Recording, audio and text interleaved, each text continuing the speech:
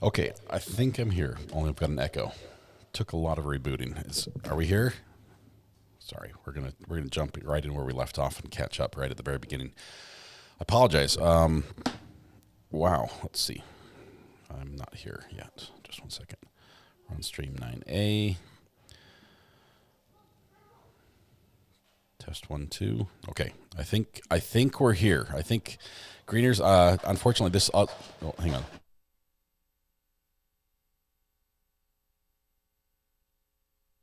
All right. Long story short, this morning cost me about $1,400. That's the long story. Short story is we're live. We're back in court, and I will fix this, I guess, later today. So here we go.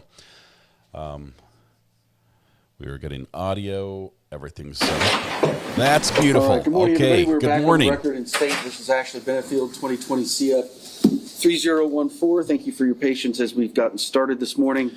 My First audio thing, we board had burnt out. Early this morning, a juror call in that there was some car trouble. Juror was running late. My understanding is all the jurors are here and they've been brought up. And then obviously I've had computer problems this morning. Oh, you and me both, Judge. We'll just get going. Anything you need to bring up before we resume with the defendant's case in chief? Judge, the clerk notified me on Friday that we had not actually entered states 103 and 104. So I would like to go ahead and enter those. I don't know if the defense has an objection. We can do it in our case in rebuttal if we need to, but we did talk about them during testimony. I just didn't say the magic words. I just don't know what 103 and 104 is. It's What are the magic words? modeling picture and the mugshot. Oh, actually, yes, we do have something to say about that. I can talk about that. All right, so you're just going to save that until your rebuttal? Okay. Yes, and then just to put on the court's. There's a discovery issue with respect to those two photographs. We were never provided them. Well, the mugshot. All right. Certainly. So I'm making a note that we have to have a Richardson hearing on that issue then. And also just to, for scheduling purposes, at some point, hopefully before, right at lunch, I would like to have a discussion about whether the court would allow the state to introduce evidence from Dr. Broder that we had previously talked about before. I just wanted to get a ruling from the court so I know whether to get him here or not. Okay. I don't know what evidence it is, so I'll just wait for you to bring it up. Okay. Defense, any issues before we resume? No, sir. All right. Ready. State, you ready? Yes. All right. You said ready. Yes, sir. All right, just want to make sure. Are you feeling all right? Yeah, picked up a little cold, but I'm good. Same here. So, I understand. Okay.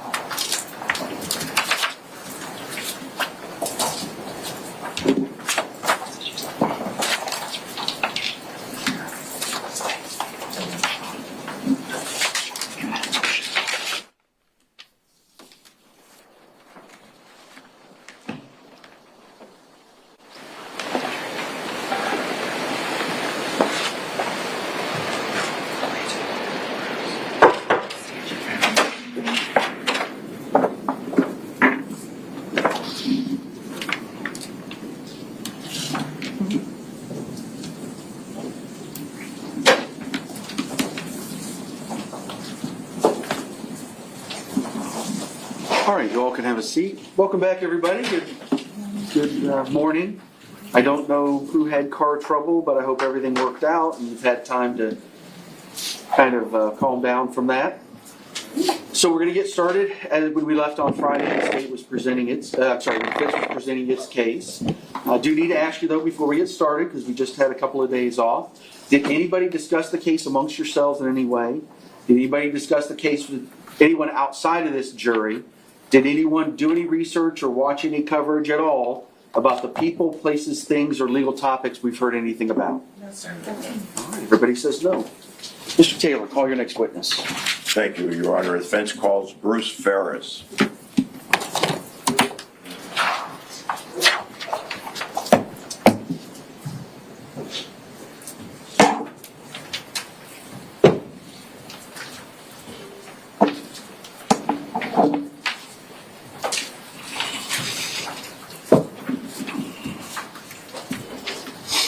Sorry, I'm still trying to fix things in the background and figure out how to do this properly.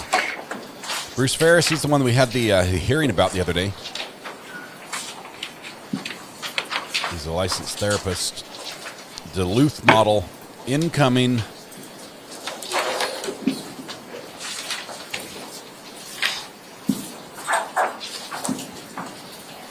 Oh my goodness, I just saw the super chats. You guys are amazing. Do you solemnly swear or affirm the testimony Hold on a about second, the I'll be right back. truth, the whole truth, and nothing but the truth? I do.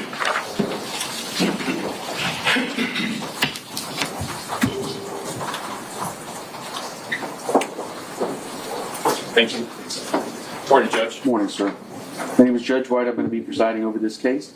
Just have a seat, make yourself comfortable in that chair. Get yourself about 12 to 15 inches from that microphone. It's pointed straight up, but it does adjust down, left, right, up, down, whatever you need. And you just speak directly, a loud, clear voice into the microphone. It should pick up everything. Okay, I will.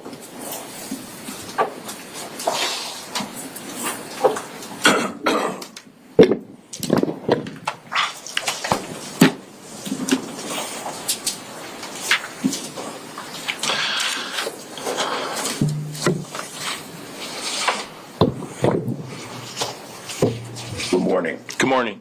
Will you tell us your full name, spell your last name, please? Bruce Eric Ferris, last name Ferris. Mr. Ferris, what type of work do you do? I'm a licensed mental health counselor. How long have you held that position? I've been doing that for 14 years. I've counseled individuals I just recently counted 1,000 clients, not including group work I've done.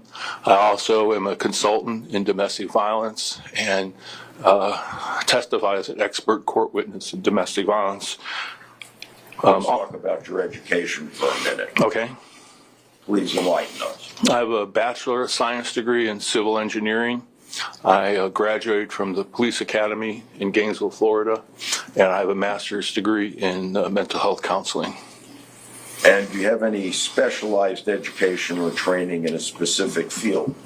Yes. Been to a lot of training seminars and certifications and various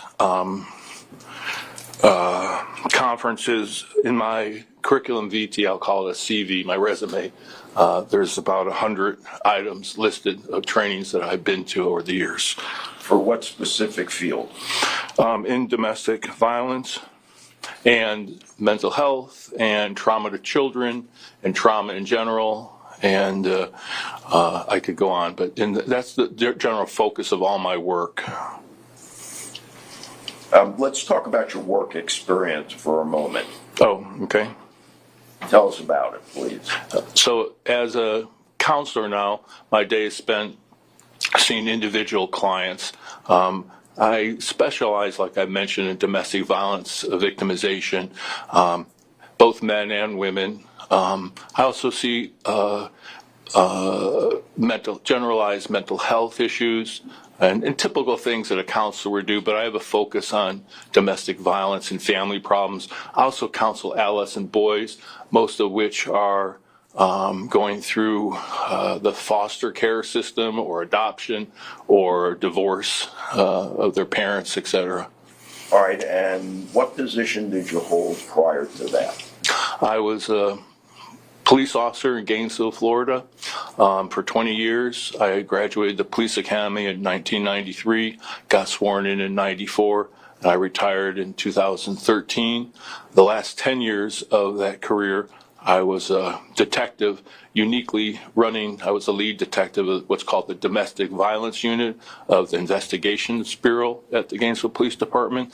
Over the course of that time when I retired, I looked back and did a little search, and I had arrested or filed charges or got warrants on 500 different abusers over those years. Mr. Ferris, give us an idea of your professional credentials. Uh-oh, this is the long part. Sure. I have, I'm licensed with the state of Florida, like I mentioned, as a LMHC or licensed mental health counselor. I have to keep up with education, et cetera, keep my license active. I'm certified as a Batters Intervention Program facilitator. In case anyone doesn't know it, Batters Intervention, which I'll refer to as BIP, is a 6-month class given to abusers who are found guilty or on probation or could be part of their injunction order. And it's a curriculum based upon the Duluth Power and Control Wheel. And it's a psychosexual type, not sexual. He said psychosexual? It's a type of therapy that involves some counseling and some ownership and learning. What a slip of the tongue. And also I was a certified police officer, I mentioned. I also have certification as a domestic violence danger assessment and level of danger scoring system developed by Jackie Campbell out of Johns Hopkins University. And I also have a certification as adoption competency training, mental health professionals out of Rutgers University. I'll stop there. And briefly, have you been the recipient of various awards and recognition? Yeah, I have. Give us a brief idea. Okay. He's made his match with this witness. The Alachua County Board of Commissioners had nominated me to Governor DeSantis to be part of the Children's Trust Fund of Alachua County. I received the 31st Annual Martha Varnes Award for Outstanding Achievement in the Prevention of Domestic Violence Against Women. I had recognition for valuable contributions in what's called crisis intervention team. I train officers how to de-escalate confrontations with citizens. I did receive the 2010 Distinguished Victim Service Award for recognition of outstanding contributions to crime victims for National Crime Victims Week by State Attorney General Pam Bondi awarded that to me, and Governor Scott at the time was there for the presentation. I'll stop there. There's a few more. Have you been recognized as an expert on domestic violence in various courts of the state of Florida before? I have. Approximately how many? So I've been involved in 60-some cases as either consultant or expert witness. 50 of those I've been recognized by the judiciary as an expert in domestic violence, mental health, batters intervention, effects of DV on children. All right, and when you say you've appeared before approximately 60 times as an expert witness, was it for any particular side in a dispute? That is to say, for example, in a criminal case, was it always for the prosecution, always for the defense? But both. I worked for the state attorney's office and worked for defense, and a majority of my cases have been in civil court, though I have worked in criminal court also. Would you, Mr. Ferris, tell the ladies and gentlemen of the jury what another definition of domestic violence is? Well, so there's the criminal statutes of domestic violence, which are typically, we all know it's battery, assault, ag assault, false imprisonment, sexual abuse, etc., person crimes involving a family or household member against each other. And that has another definition, that's spouses or family members living together, or it could be a couple that had a child together that have never lived together. It doesn't include, let's say, cousins who've never lived together and aren't intimate in any way. But through my experience, I've realized that there's a greater cousins living together, that's umbrella, and that has to do with power and control. The abuser needs to control their victim. Now, they'll use the criminal things, hitting, et cetera, all those things, but in a greater sense, there's also this, I referenced it earlier, the Duluth Power and Control Wheel that DCF's accepted for the BIP class. I'd like to explain the Power and Control Wheel, if that's okay. In fact, with the court's permission, we could perhaps have the screen come down and the lights dim. While they're lowering the screen, You have a thank you. laser You guys are pointer incredibly generous. Thank you in a huge way. The support means all the world to me. It's a bummer when things like this happen. Stand here It's not and planned, pay but attention to the mic as I talk. yeah, thank you. We'll get through this one just fine. We've got a workaround right now, and we'll figure out how to move forward going tomorrow.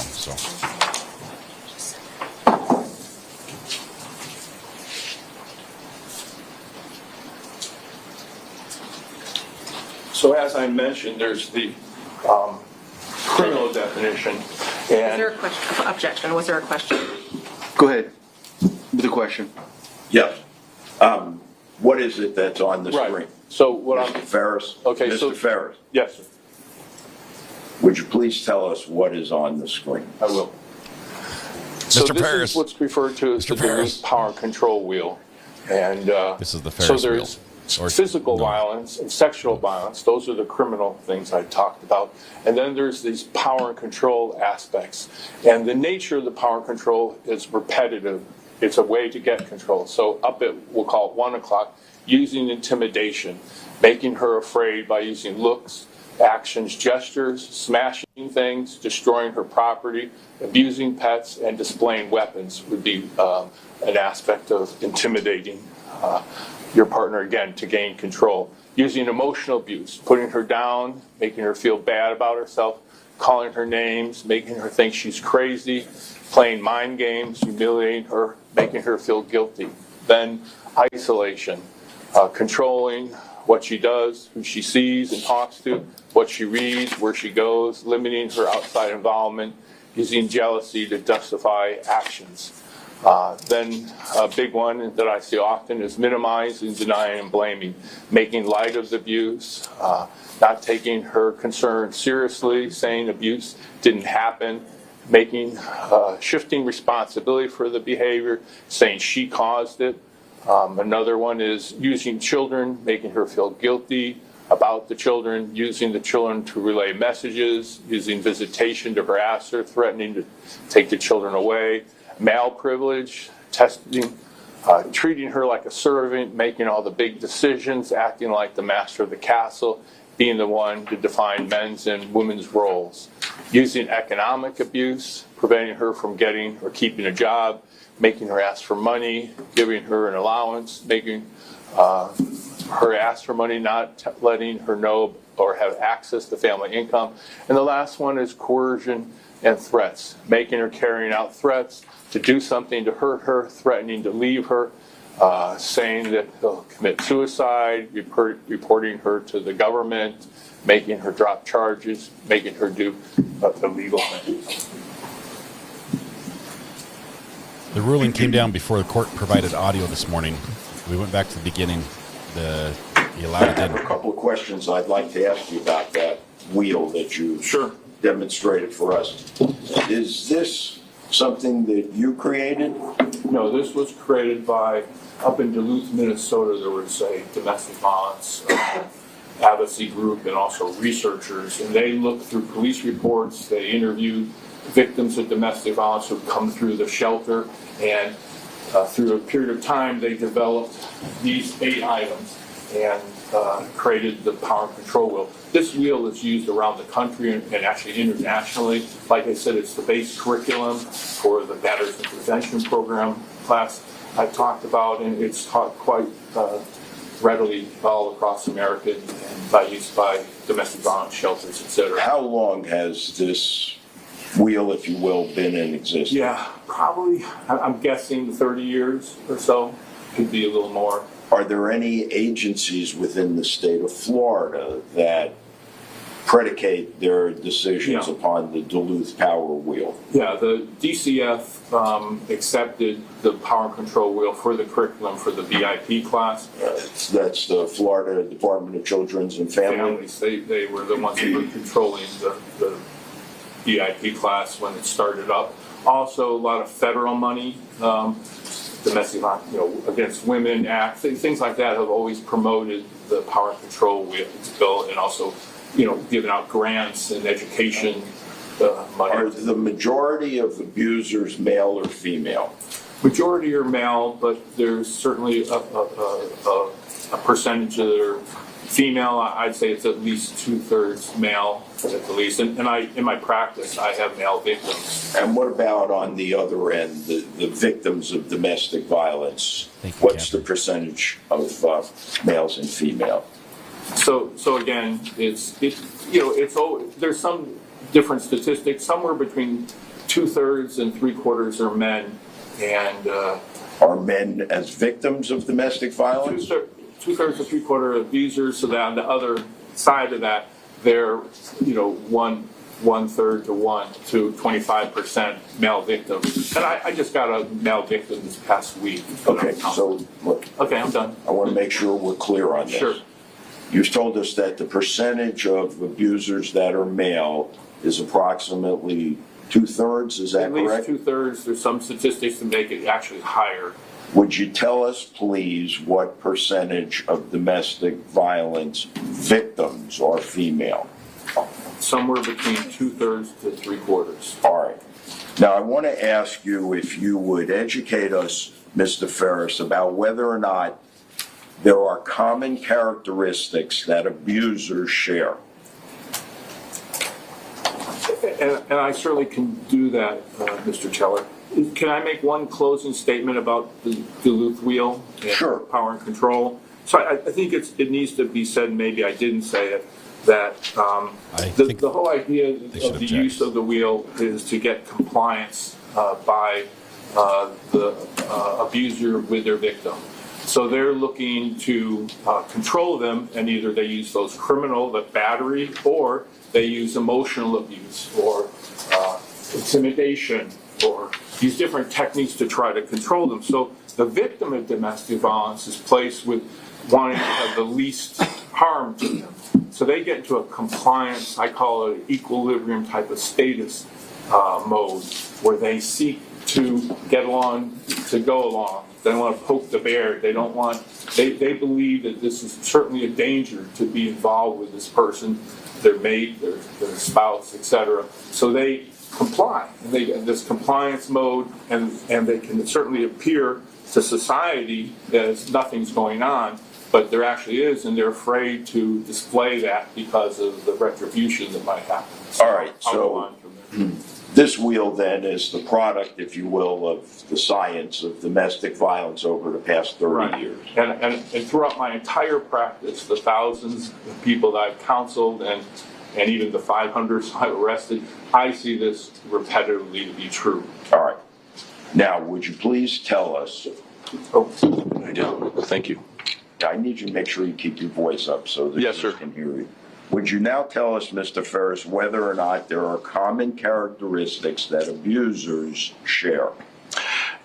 They can be anyone from all socio-economic stratas, and that's been my experience also. And I said, like I said earlier, predominance men, but also females. What's the motivation for their behavior, abusers?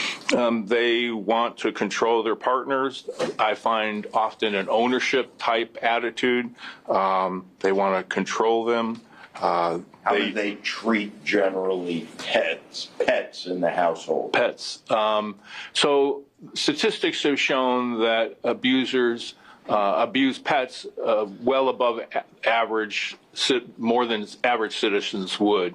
And so I have two theories about that. One is that they're missing some empathy, or they tend to see things as objects. And so, Object to non-responsive. okay. Can I explain why they abuse pets? Braxton, Yes. congratulations. So if a Enjoy your job. pet is First day of work. belong to the female or their partner, the victim. Check, I'm going to object. Can you approach, please? Okay, while they approach, you guys, oh my goodness, thank you. Your generosity is unbelievable. Yeah, it's been a heck of a morning, but it's Monday, and we're gonna get through it, and we're working here. We've got it functioning at a basic level. I normally don't do this. I will tell you that the over $400 of super chats came in just minutes as we've just started this morning. Thank you so much. Thank you. Just understand, I have a side of this. I contribute as well. This is not all on you guys. We'll make this happen. So thank you all. I appreciate your generosity. We're gonna. It changes what we do down the road a little bit, just because we need to shuffle, but upgrades and repairs happen. It's just like with the house. So thank you. I want to go back through and name everybody who's gifted, but it's just as fast as I can name it, the more are coming in for what you needed to do. The tech fund, love you. My big button thingy has burned out audio channels. I've swapped around. One of them is still working, so we've rerouted the audio through the working channel. It'll cause problems for bringing feeds from multiple places, so that's why it needs to be replaced. But I think as long as this one doesn't go out, it'll work for this court this week, which is good news. So we'll get there. Tammy Johnson, welcome. You can wear the shirt and auction it off to raise some quick funds. I think it'd be worth more if I don't wear it than if I do.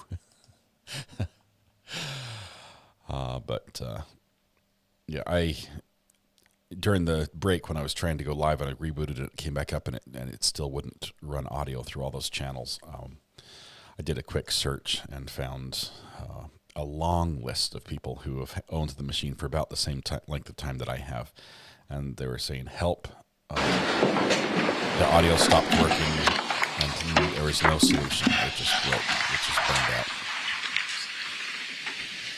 Kelly? Mr. Ferris, would you describe for us what the term coercive control means in a domestic violence relationship? So coercive control, acts of aggression, assault, threats and harm, punish, frighten the victims. And that fits in with creating fear, and it fits in with this whole continuum of power and control, a pattern that is developed to control the victim. Do offenders always behave violently, or does the abusive behavior happen in cycles? They don't always act violently in what common term of a battery or an assault. It can be accomplished just by threats and fear. And in terms of a cycle, there can be a violent or emotionally abusive state, and then a honeymoon side of state, and then it cycles back. In the field, we talk of a model of kind of like rain and sunshine. And, all right, and let me ask you, Mr. Ferris, does the victim always appear to be afraid or act like they are afraid of the offender? Definitely not. Oftentimes the motivation is to hide the abuse from friends, family, law. There's lots of repercussions if it's disclosed. One could be fear that the oppressor, the abuser, the husband, the boyfriend, the wife, whoever is the abuser, will harm them. So they're very scared. The other is they might not even understand that they're victims of domestic violence. Quite often when I get clients, people don't know those definitions. How common is it, Mr. Ferris, for a victim of domestic violence to smile and act happy in the company of the abuser? Very much so, and also in terms of even in public or with family. Why? Because they're afraid. They found this least resistance. They're trying to not poke the bear, as we'll say, or we've all heard the term walking on eggshells. They're trying to avoid aggression by their partner because they've grown to believe that there's a threat here. So would that be, could we characterize that as an appeasement? Totally appeasement. It's something I see quite often. And if what is the victim trying to accomplish by engaging in the appeasement behavior? Not encourage him to be abusive to herself, or if there's children involved, she's putting up a front to again create a type of stasis or minimum amount of aggression. So they don't want to again poke the bear. They're afraid of the repercussions. All right, now give us some insight into this, if you will. Does the introduction of a child change these dynamics at all? Yes. Tell us how and why, please. Okay, so it definitely ups the ante, we'll speak. Objection. I have the same objection as at the bench. I'll overrule on this one. So she wanted to approach, and he said no. Definitely, if someone is single and they're being abused, certainly they want to incur least amount of abuse. But when a child's involved, now they're concerned, and if they have a strong maternal instinct, now they're concerned about their own safety and their child's safety. And abusers will use a child as a manipulation tool to try to get at the victim. So the victim, that's even a further degree of way to pacify. Oftentimes women will stay in marriages because they want to protect the child, even though it's detrimental to themselves. A couple of questions about abusers, if I may. How do they generally rate on the scale of ability to charm and deceive others? Quite highly. Those 8 years I taught domestic violence crimes, I got to know quite a few, and some were individual therapy clients also. Many of them, I used to say, have the gift of gab. They were very personable, friendly. Not all of them, but a large percent definitely were very much the charmer. They'll hide the abuse, and they use it as a strategy to influence or control their victims. Is there a pattern? Excuse me.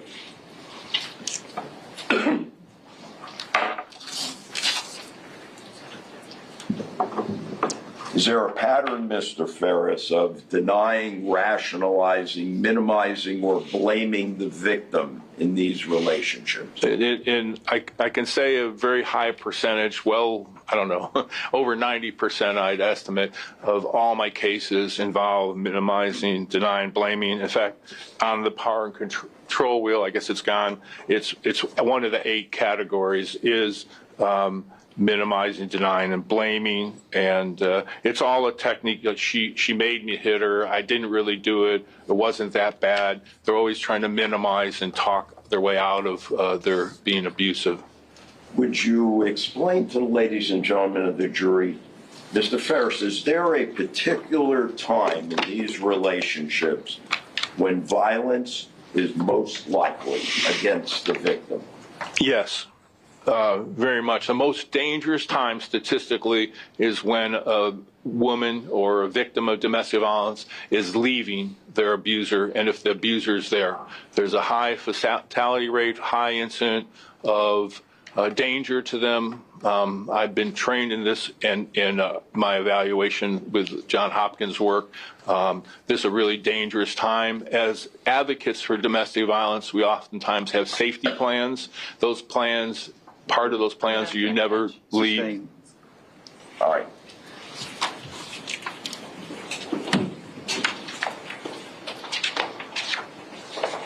I'd like to ask you, Mr. Ferris, if I may, a couple of hypothetical questions. Certainly. Involving the hypothetical abuser and a hypothetical victim. First, I'd like you to tell me, would the following acts be consistent with an abuser? And allow me to finish, and then you give your opinion. Should I'm going to object to that. All right. Do you want to approach? Yes. Okay, as they approach, we're going to fast forward. You guys, oh my goodness. We are halfway there. Like, I mean, you alone have got halfway to the cost of the new switcher. Over $700 of super chats this morning.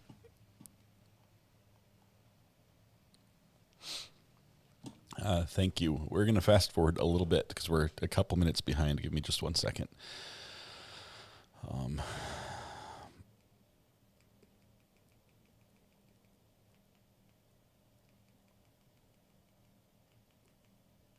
we go.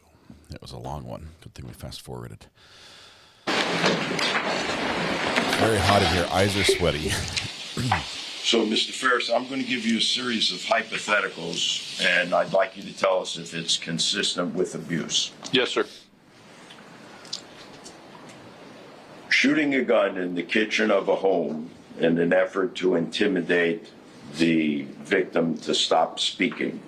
Throwing the loaded gun at the victim.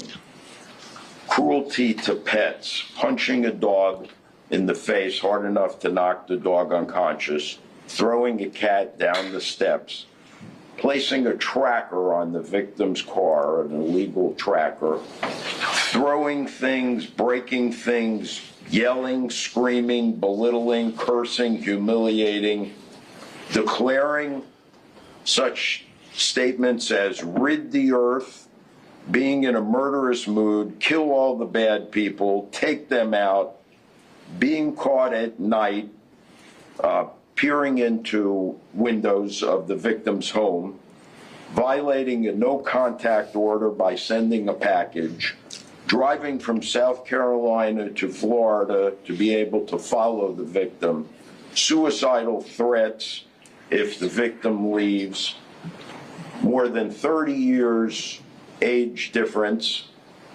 and finally, prior marital history whereby the prior wife exclaims how she was beat up on the honeymoon. Would that be consistent with abuse? Absolutely. And not only absolutely, but those are checklist points right off the Duluth Power and Control wheel and right off my experience. They're stereotypical abuse techniques. All right, and now my last question for you, Mr. Ferris, is I'm going to give you a hypothetical.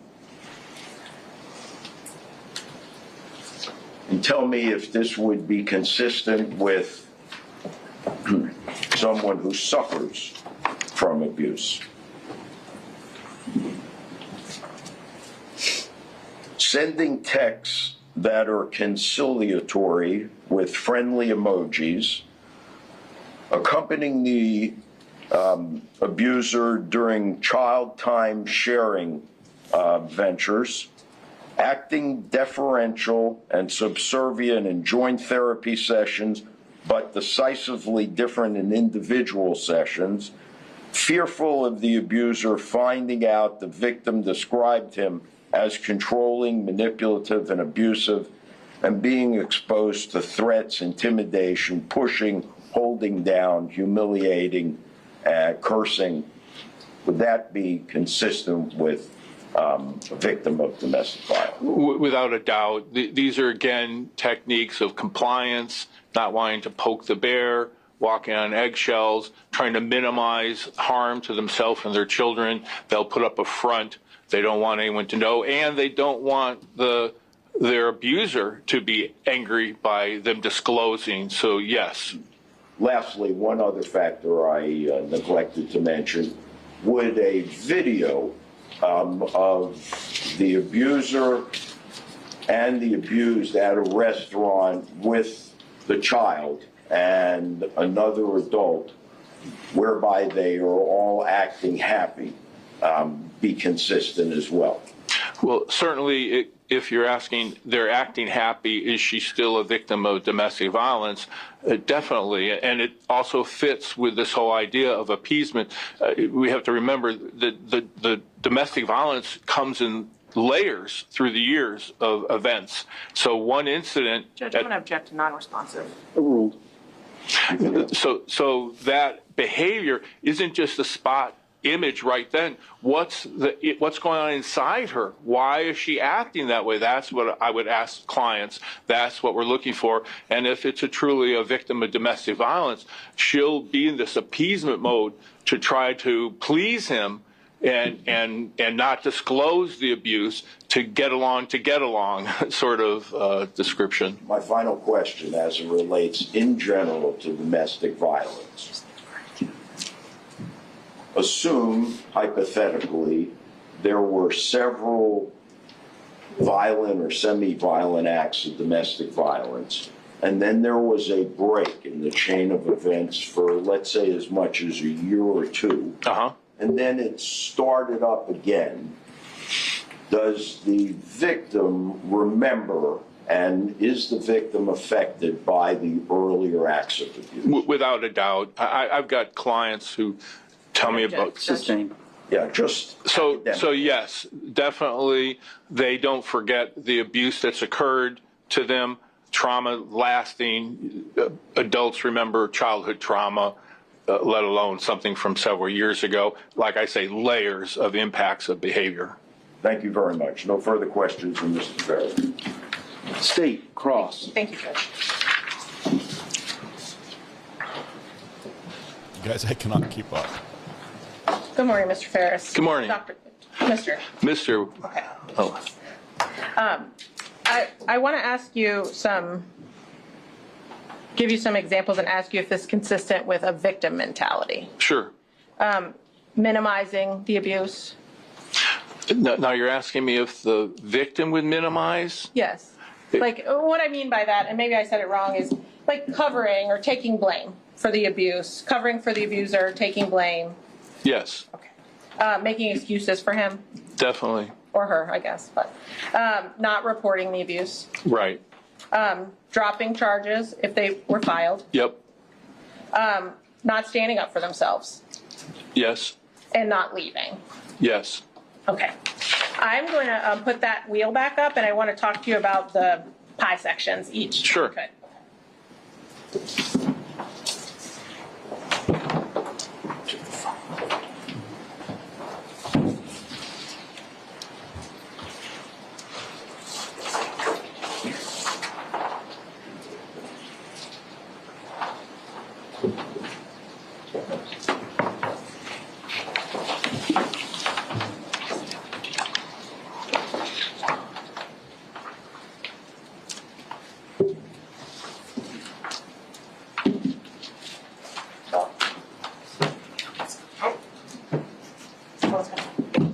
Sorry, Judge.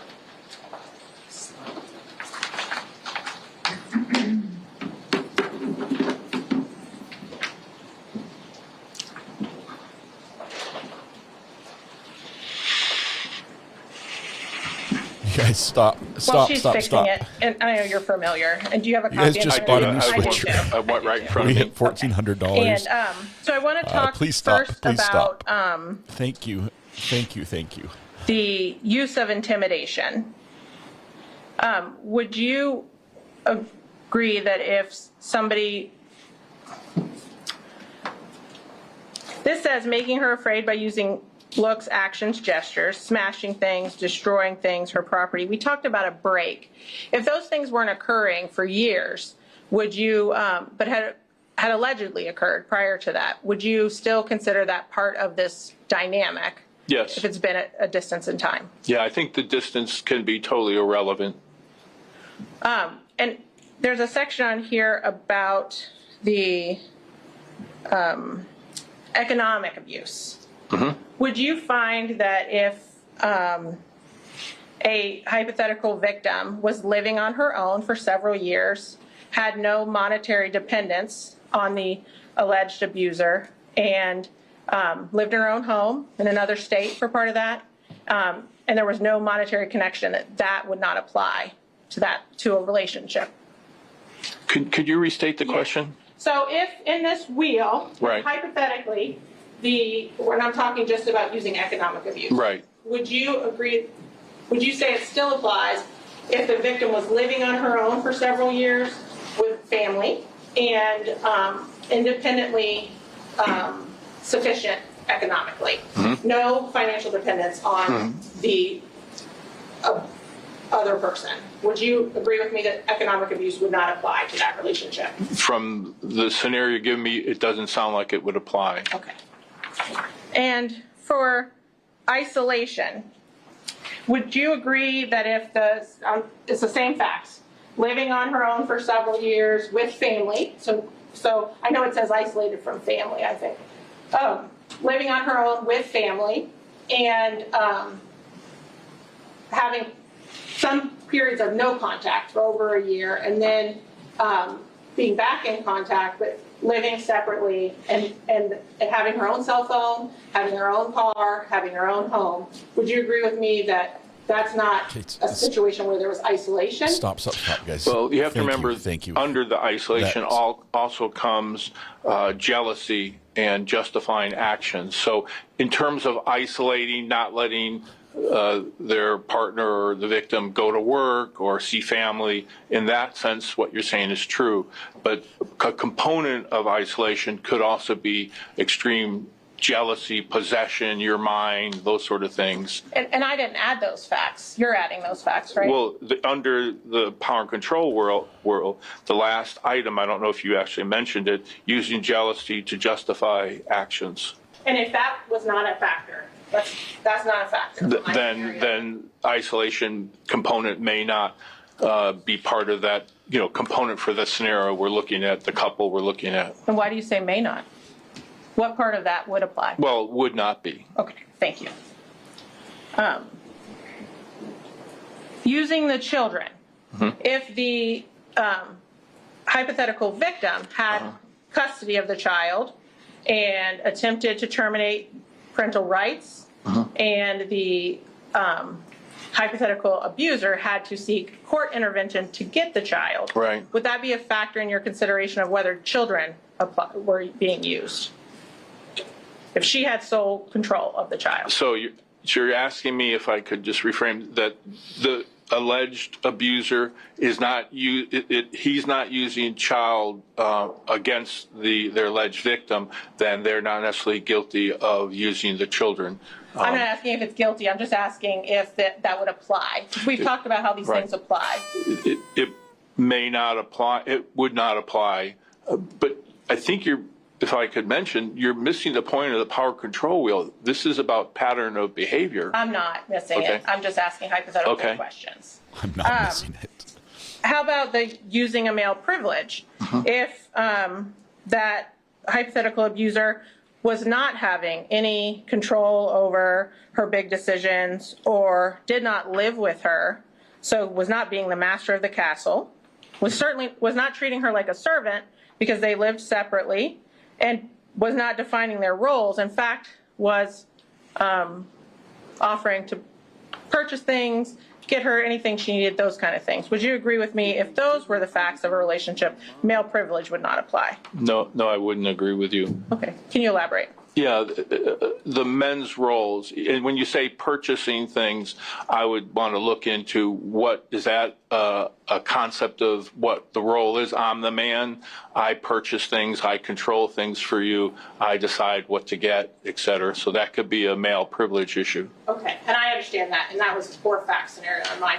I think it kind of goes with the economic abuse, and what I should have asked is, if she's asking for, can you stop and get me boxes, or can you stop and get me tape, or can you stop and get me something else, and he is, yes, of course, and he does it. That's what I'm talking about, not him telling her what she may have. So in terms of him buying things for her that she's asking for, I wouldn't consider that to be domestic violence. Okay, you would not? No. Okay. And so that's, other than that caveat, then male privilege wouldn't necessarily apply to the cycle that we're in, under my facts. The facts are not complete enough for me to come to the conclusion. Okay. How about minimizing, denying, and blaming? What, you said that was present in 90% of the cases. Quite a bit, yes. Right. I think you said 90. I did. What if the hypothetical abuser says, I was wrong, I lost control, I shouldn't have done those things, and never says it was your fault you did those things. Would you then feel like that's not minimizing, denying, and blaming? No, I wouldn't agree with that. Okay. Because it could be that part of the strategy of minimizing could be that, I'm sorry, I didn't do it. That could just be minimizing. I'm sorry no, not I didn't do it. I'm sorry I did it. Right. That's part of That's minimizing? Yes. Well, certainly not denying or blaming, right? I would need more definitive facts. I guess I need an explanation on if somebody takes responsibility for accusations against them, Right. how that is minimizing. Just to say, yes, you are correct, and I am sorry. It could be a way to dialogue or to minimize what occurred by accepting blame for it, and that could be part of their scenario. Could it also be the opposite? Yes, That person it could is be. taking credit, is taking responsibility for their actions. Right. Certainly it doesn't deny that it happened. That's for sure. Right. Okay. And no blame being set forward if they say it's my fault. Well, just because someone apologizes doesn't mean they weren't abusive. I'm just talking about the factors on this wheel. Right. And whether or not, if somebody, under my hypothetical, admits to responsibility for the accused abuse and apologizes for that, whether or not you would consider that denying and blaming. I would need more information on the relationship in the scenario to decide that. Is there a scenario? Okay.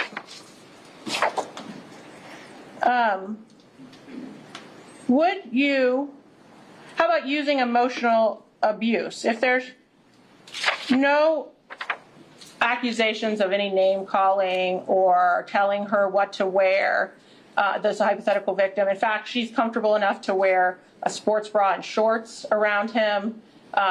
There's no displaying weapons.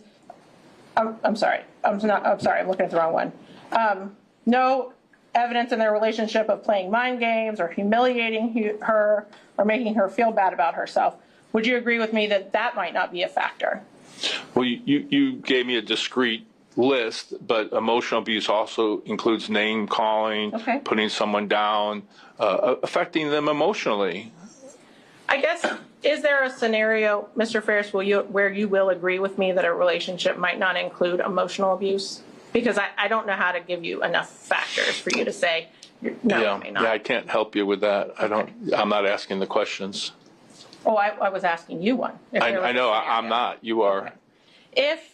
Would you take into account, with these factors such as emotional abuse, economic abuse, male privilege, using children, all of these, if the alleged victim, or let me give you a scenario, she does not live with him, she's actually in another relationship, potentially engaged to a new man. Okay. She tells him that she does not want to be with him, Okay. and she plans to move away without him. Would those be factors that you would have to take into account when deciding if that relationship fit this power and control? Well, that would be factors of the relationship, but I haven't heard you say anything about what their history is, what trauma she's experienced, what's going on with children in their lives, all sorts of other dimensions of their relationship. I guess, so is there no scenario where there can be abuse in a relationship and then there no longer is abuse, where they are no longer in this wheel? Because the way you're answering your questions, that's the impression I'm getting. So I have come across situations where there's an emotional abuse or a physical abuse, but it's not a pattern or behavior. It doesn't go on over a period of time in an attempt to control someone. So, if I may, if someone pushes down their girlfriend on a night out and he gets arrested for domestic violence because they live together, it's a battery, that's domestic violence, but that's it.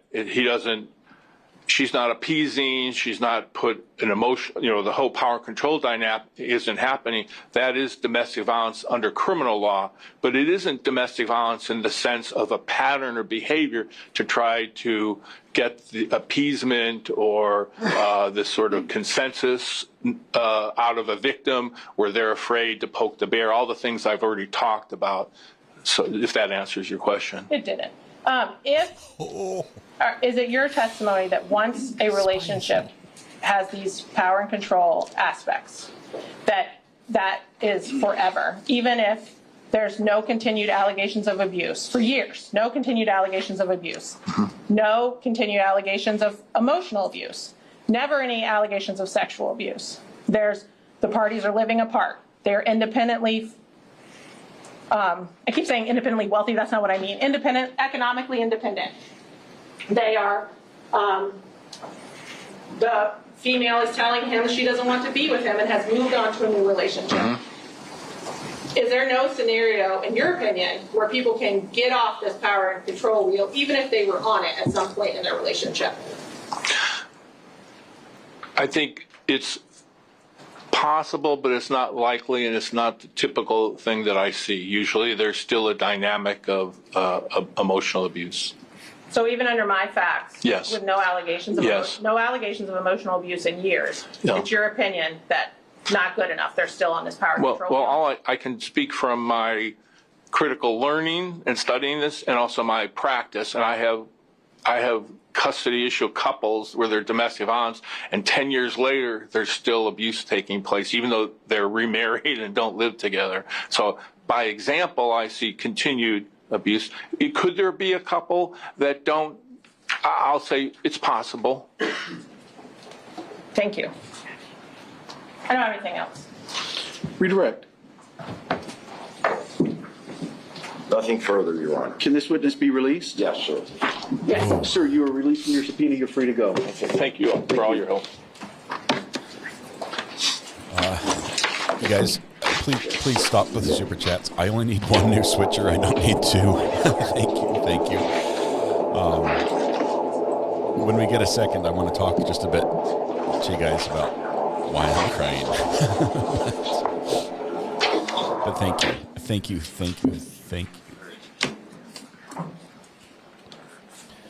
A switcher is what makes all the All right, video Mr. Taylor, magic call your happen. next witness. Gina Torsa, Your Honor. Judge, I think we're going to have to approach before it comes in. Thank you. You might need a backup switcher. Okay.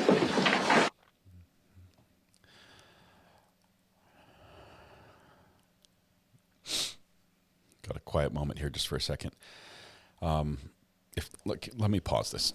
I'm sorry. We're trying to catch up, but hold on just one second. We're paused for just a second. Let me tell you guys thank you. First of all, this morning my switcher decided that it had given up the ghost.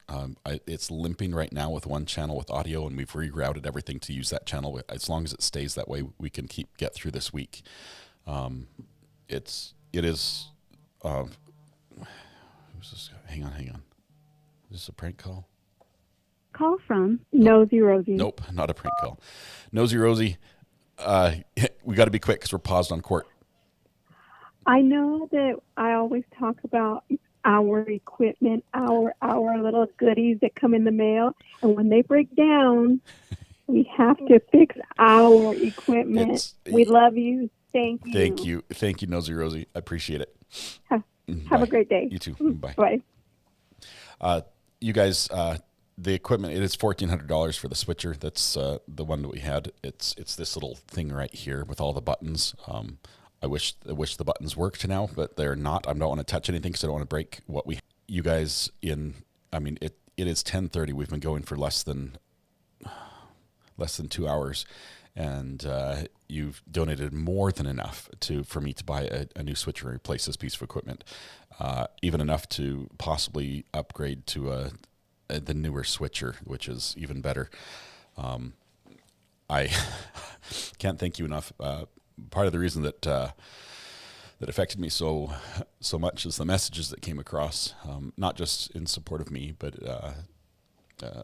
people saying that I had made a difference for them.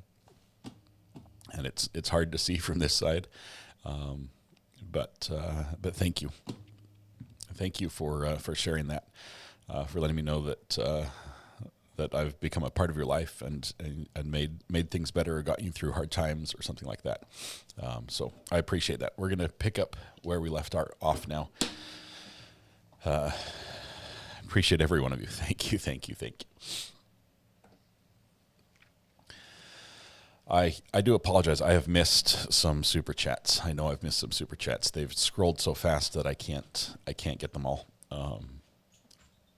I can try to go over them. Just know, please don't send any more. Please, you're good. Have you ever like smashed a goal and then doubled it? Okay, we're almost there.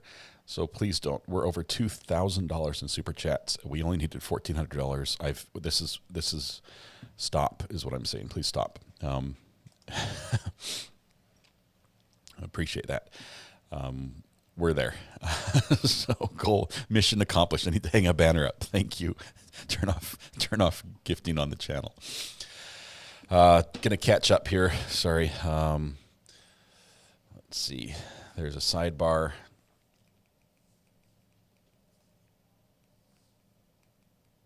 Still sidebar. There we go. Coming back now.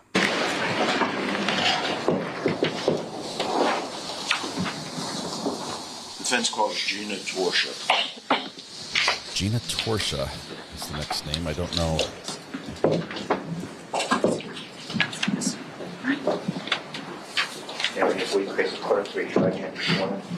You solemnly swear or affirm the testimony you're about to give to be the truth, the whole truth, and nothing but the truth. I do. Just wait, please. Actually, as she's sitting down, attorneys come back one more time. Oh my goodness. As she's sitting down, we're going to fast forward as the attorneys come back and talk. This one's a short one. Hello, ma'am. Good morning, Your Honor. How are you? Oh my goodness. Go ahead and have a seat. My name is Judge White. I'm presiding over this case. Extra cord. Just make yourself comfortable in that chair. You want to be about 12 to 15 inches from that microphone. You can adjust it up, down, left, right, however you need. And if you just speak in a loud, clear voice, we should hear you just fine. Yes, Your Honor. Good morning. Good morning. Would you tell us your full name, spell your last name, please? Gina Torsa, Torchia. Ms. Torsa, did you at one time work for an attorney by the name of Stephanie Murphy? Yes, sir. Back in June of 2018, would you have been employed under Ms. Murphy's guidance? Yes, sir. Do you recall exchanging an email with Detective Gillum on June 5th, 2018? Yes, sir. Did you have an opportunity to review it? Yes, sir. I'm going to pass to you, Ms. Torsa, what I've marked as Defendant's Exhibit number 25, and ask you if you can identify it for us. Yes, sir. What is it? It's an email from Detective Gillum. And does it include a response from you? Or is it a response to your initial email to him? It's a response from my initial email to him. Okay, and is it a true and accurate copy of your email to him and Detective Gillum's response? Yes, sir. Move to introduce it into evidence at this point, Your Honor, Defense Exhibit 25. Same objection? Yes. Overruled. All right. now- Defendant Exhibit 25 will be received. Ms. Torsa, did you on this day send Detective Gillum a copy of the South Carolina Domestic Violence Restraining Order? No, because we were not aware of one. Okay. Does he send you a copy of the order? He does send me a copy of the order, but there was never an order entered into the Charleston County Clerk's or the Sheriff's Office. Yeah. So we had no proof of an order at the time. Would you please read for us, Ms. Torsa, Detective Gillum's response to you on Tuesday, June 5th, 2018, Gina, 6:19 p.m.? I noticed something that you both need to be aware of, unless there's something I'm missing. If you read that section just before the judge's signature, it states the order will be in place 6 months of the day of the hearing, which was May. Can you slow down just a little bit? Oh, I'm so Thank sorry. I'm a fast reader. Okay. Well, Sorry about slow that. down a little bit for us. Yes, you Evelyn are. Wood School, huh? Where do you want me? You're good. Okay. 6 months of the date of the hearing. Which was May, November, which was May, November 3rd. Ms. Torsa, Yes. I'm sorry. Would you start over, please? Yes, sir. Gina, I noticed something that you both need to be aware of. Unless there's something I am missing. If you read that section just before the judge's signature, it states the order will be placed for 6 months of the day of the hearing, which was May, November 3rd, not November 27th, and sets it to expire May 3rd, which would be 6 months from November 3rd. Again, it's not something I would have made a physical arrest on, but the SAO will at some point make a filing decision. If I am reading something wrong here, let me know. Okay. We can agree that SAO would be state attorney. Yes, sir. So, lastly, Ms. Torsa, this is Detective Gillum telling you that the order was in effect, the stay-away order, Objection. as of November 3rd, 2007, That's leading. 2017, correct? Objection. Sustained.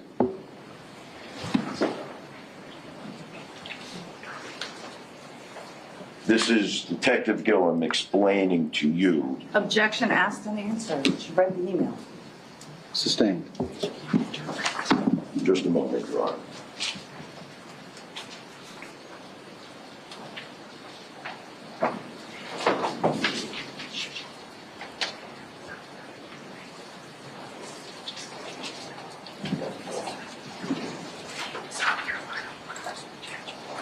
This is for sending.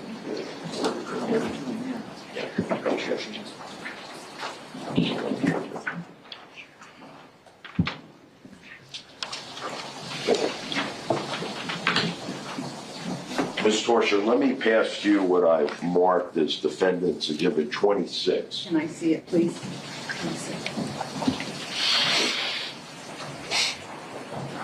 Can we approach this? There's an objection. We're going to skip through this because we're catching up. We're just a couple minutes behind because of the tech issues, but we'll. Okay, there we go. We'll be back up. I think we're like 2 minutes behind right now.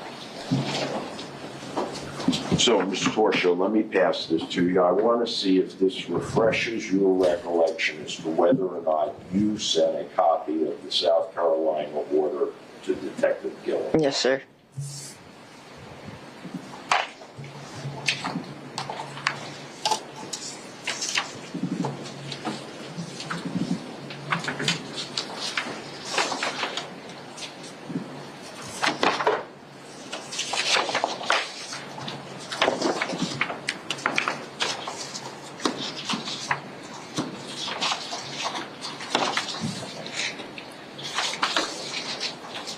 Yes, this is the order.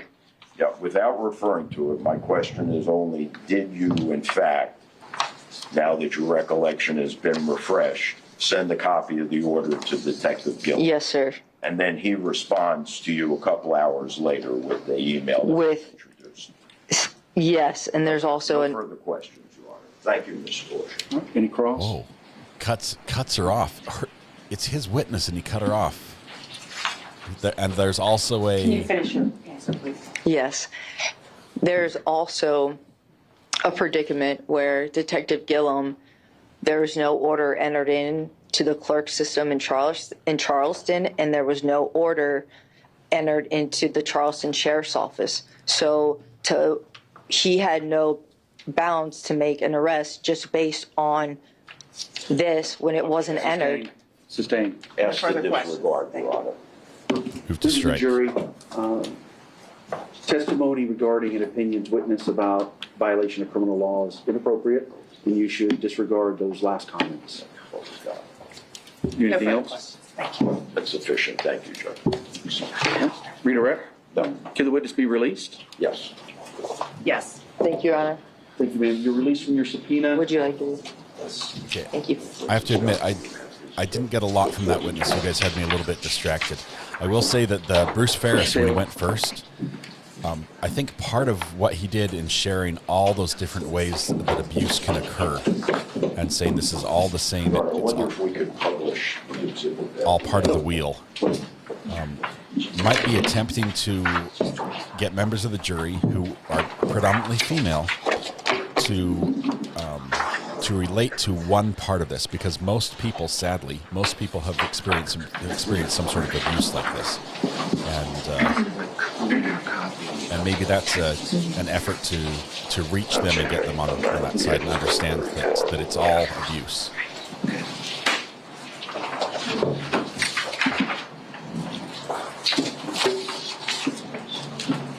You guys, seriously, we're there. Thank you. Thank you so much.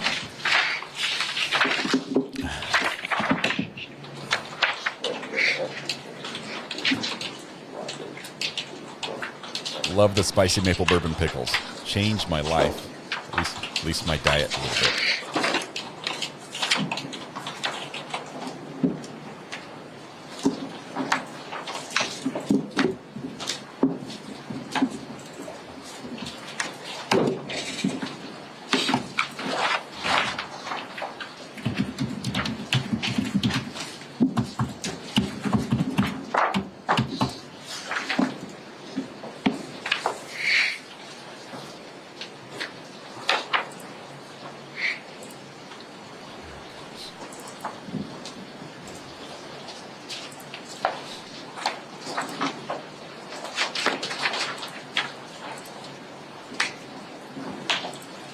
You guys are breaking YouTube. This is incredible.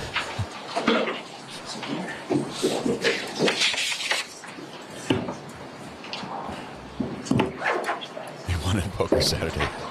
He's got the best one on the market. Jay Reno, congratulations on your win. Thank you.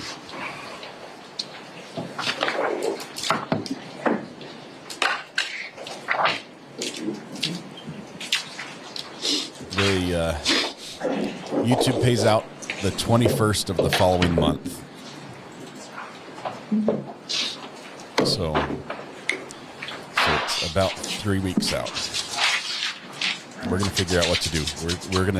We'll make it work. We'll get what we have to make it work.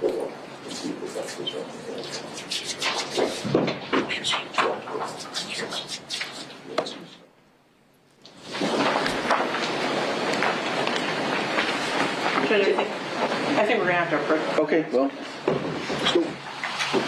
Another approach. You guys are incredible.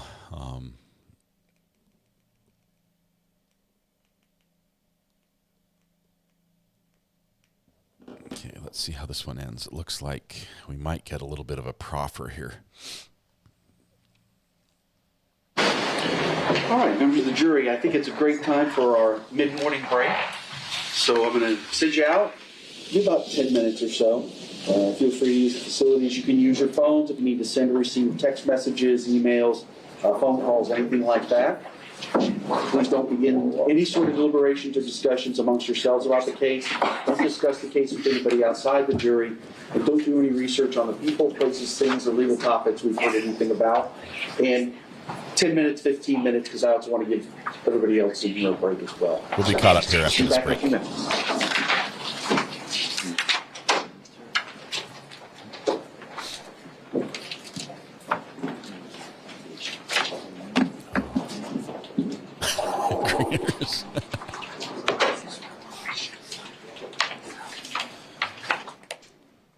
Oh my goodness. Y'all can have a seat. All right, so the issue is a police report that I haven't seen, but it's my understanding what it says is that Ms. Benefield went physically to the telephone reporting unit of the Manatee County Sheriff's Office. I'm going to summarize, you can correct me. With You had it right so far, though.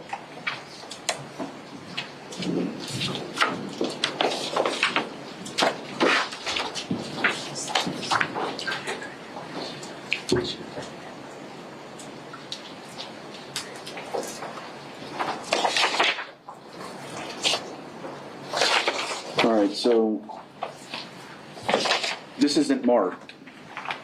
Is it, did you seek to admit it as an exhibit or just testimony? No, just testimony. All right, so you expect the testimony would be from a deputy with the sheriff's office that Miss Benefield went to the telephone reporting unit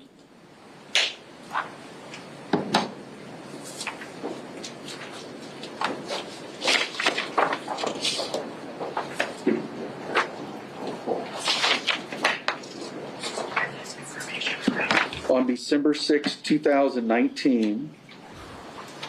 Phone call.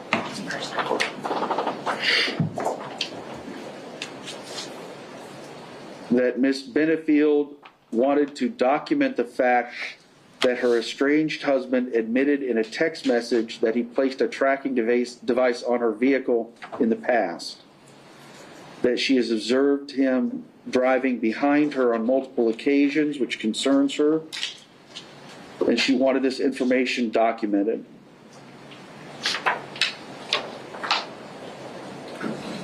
She brought her vehicle to a local auto dealer, but a tracker could not be found. Due to the fact a tracking device was never observed on the vehicle, an information report was completed.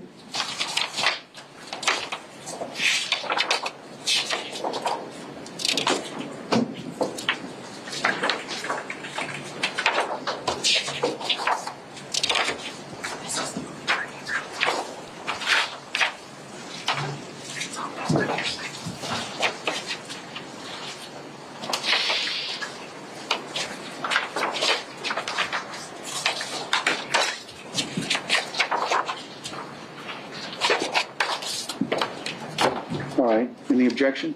The objection, Judge, is that anything contained gotta in this correct report, this, which Laura. the nature of this report, according to it, is information. But anything contained in this report is hearsay, It's other different. than It's different.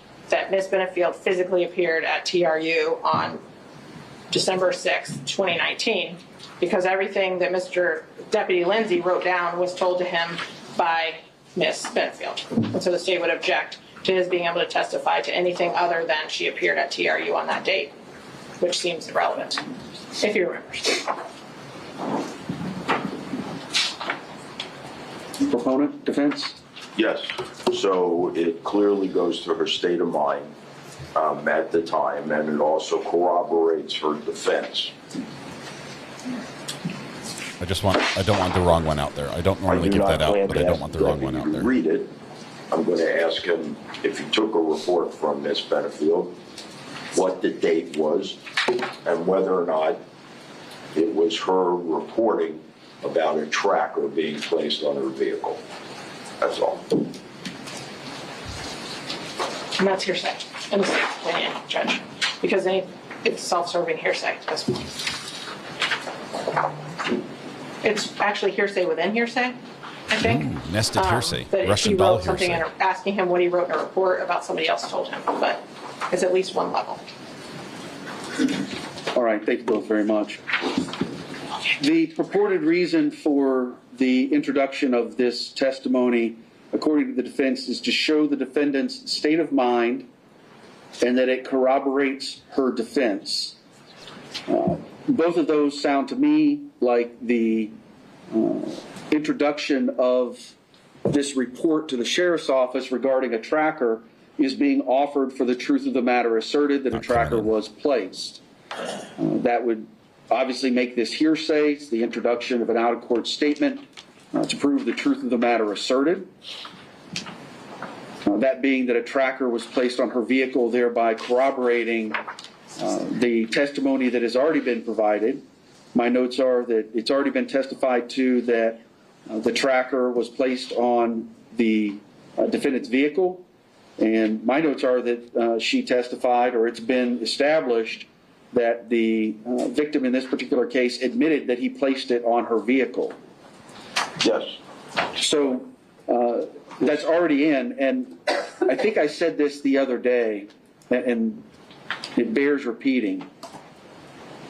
So this is self-serving hearsay. It's clearly excluded. I will just note a secondary reason would be the relevance of this report. The issue is not whether or not she reported it to the authorities.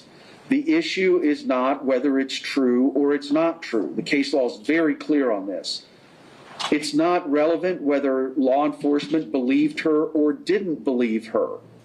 The purpose of allowing these prior bad acts, and I say prior bad acts instead of going into all the different ways that can be done, but in a self-defense case, once the defendant has established there was an overt act, prior incidents of violence and intimidation and threats can come into evidence. The case law is very clear. They may be true, they may not be true. The issue is, what did the defendant know on the day that the force was used? And so those prior acts of the specific incidences of prior bad acts or prior violence don't have to have happened to her. She just has to know about them. And the tracker issue, while not necessarily violent, certainly it's intimidating. And I allowed it. I don't remember if the state objected or not, but I allowed that in. The testimony is in. Whether she reported it to law enforcement is of no moment. Whether it's true or not, because put it this way, the tracker wasn't found, so it was just an information report. It doesn't matter if it was found or not. It doesn't matter if this officer believed her or not. The issue is, it's something she's aware of. She testified to an overt act. It's already in evidence. So at this point, this is not marked. What was who's the next person? What was his name or her name? Lindsay. That was Deputy Lindell. Lindsay. Scott Lindsay. It's on the top of the report. Scott Lindsay, I'm sorry. Lindsey.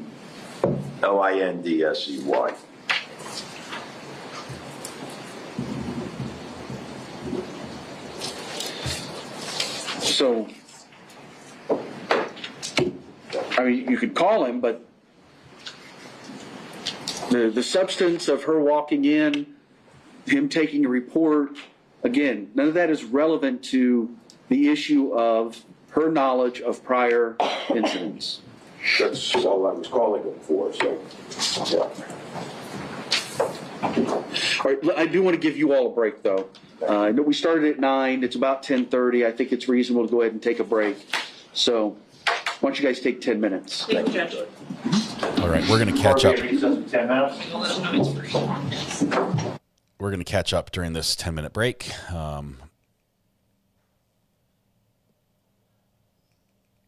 think we are caught up. Let's see.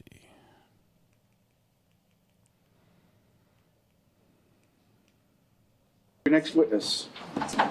We're like 30 seconds behind. Defense calls Vincent Visicaro. You ready? Yes. Okay. Yeah, let's go ahead and bring him in. Thank you. Oh, somebody found my PayPal as well. Thank you. Who was that? Someone just told me somebody found PayPal. Thank you. Please make sure you have him spell that for the court reporter.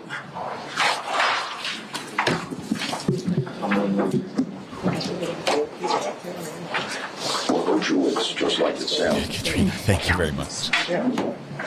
Do you need the... Please. But we'll wait to turn the lights down until you give us the high sign and the clerk will turn them down. All right, thank you. The high sign.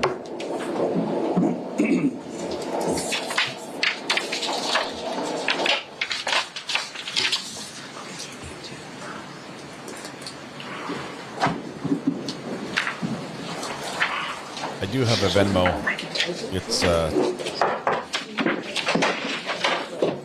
if that's preferable to you, I can send you that.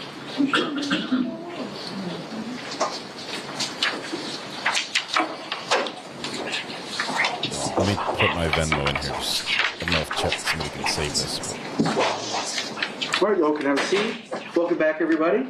Hope you got to stretch a little bit. Maybe run and jog in place, warm up a little.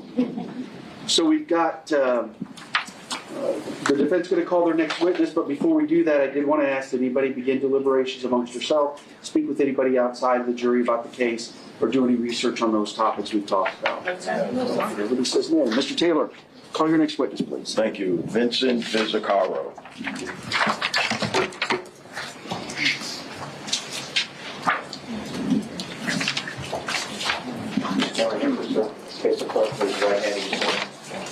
Do you solemnly swear affirm the testimony you're about to give will be the truth, the whole truth, and nothing but the truth?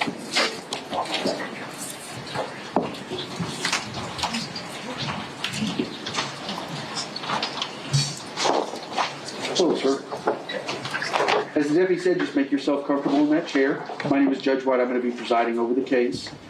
You can adjust that microphone up, down, left, right as you need. Stay about 12 to 15 inches away. Speak in a loud, clear voice. It'll pick up everything. Sounds good. Good morning. Morning. Would you tell us your full name and spell your last name for us, please?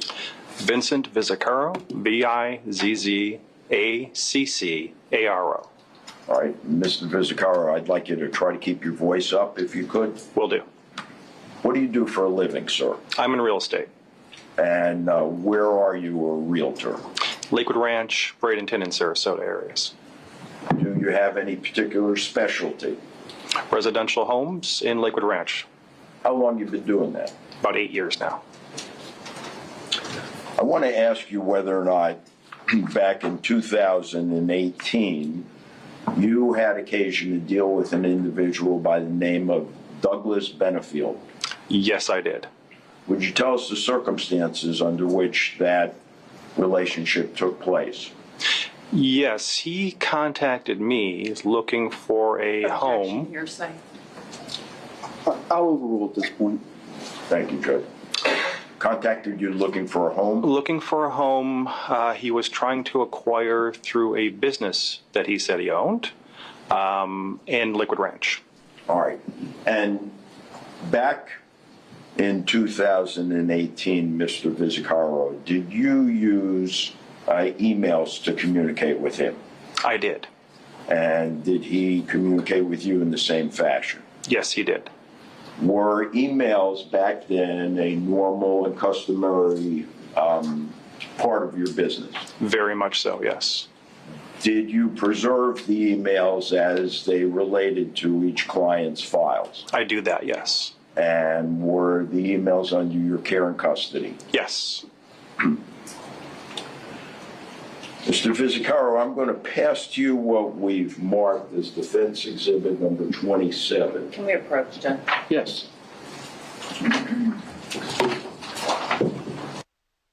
Okay, and now we're going to get all the way caught up. The last 30 seconds.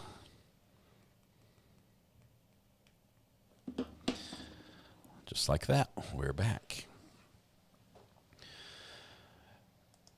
Iris, I can put in there. I'm not sure if there's a link or something, but I'll put it in the description.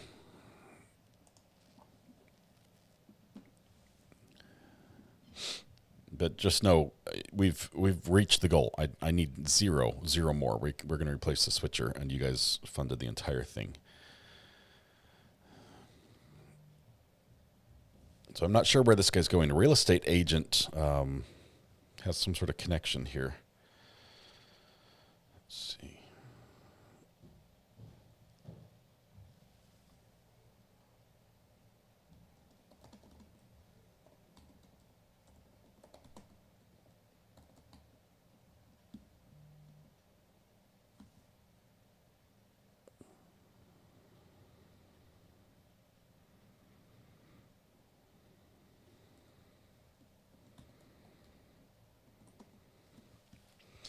Sorry, I have to type these ones out.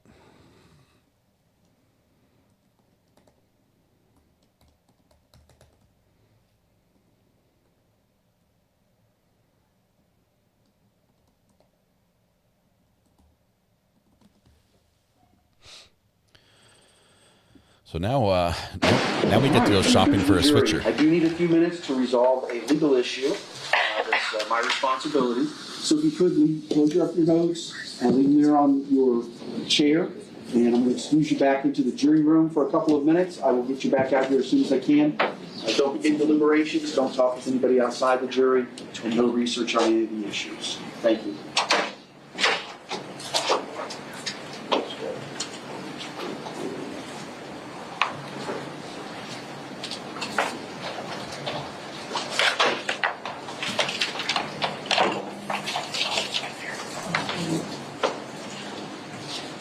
All right, you all can have a seat.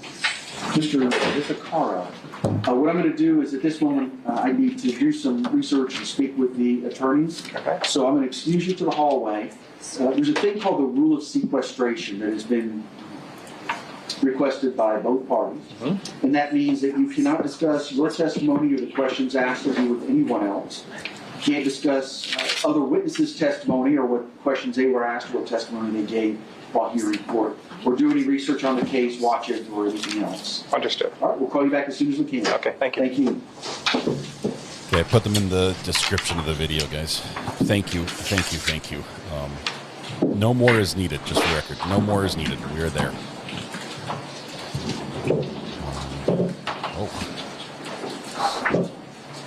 Mary Lopez, thank you very much. I didn't see your earlier message. Thank you. All right, I'm just going to ask before I start doing my research, do you have any cases that you want me to know about right now? No, Your Honor. All right, so let's, I'm sorry, go ahead. We're traveling under the words in the statute, specifically 9803 6. Understood. All right, so I'm thinking it's going to, I need about 10 minutes or so. So we're going to take a 10-minute recess, maybe 15-minute recess. I want to look this up as well because I want to find a case that gives me some direction. Okay, yes, sir. Thank you. All right, so the objection was made off the record, well, on the record, but off the mic. So we don't know what is happening. We'll have a 10 or 15. Of course, that means you can too. You guys go get back breaks on the as well. record. Yes. Catherine, I added it to the description on the video. Thank you. You guys are super, super generous. For those that just stumbled in here today, first of all, happy Monday. My Monday started, tried to go live with the channel and realized that the soundboard in my video switcher had burned out on all but one of the channels. And I thought it was something I could reboot and fix and everything. It wouldn't work. Oh, Jules is calling. Hang on one second. Call from Jules. Hey, Jules. This is Scott. How are you doing this morning? Good, thanks. How are you? Much better than I deserve. Okay, I guess I could say the same. It's still, of course, freezing in here. What do you call it? One of the jurors had car problems. There was computer issues. So it got to a late start, but when the jurors got here, everybody was dressed as if it was like 80 degrees in the courtroom. And of course, after we came back from the first break, they're all bundled up again. Yeah. It's so cold. What do you call it? The jurors were paying very, very close attention to the first witness that took the stand, Mr. Ferris. But only one juror was taking notes. I just find it only one was during direct examination. And then during cross-examination, a completely different juror started nodding her head and taking notes while the state was doing the cross of Mr. Ferris. So, and both of these jurors were female. So the one nodding and taking notes during direct, and then a different female doing the same thing, but that was during cross. What do you call it? The Gina, I'm not saying this correctly, probably. The second witness? Torsa. Yeah, Torsa. I think it was Torsa.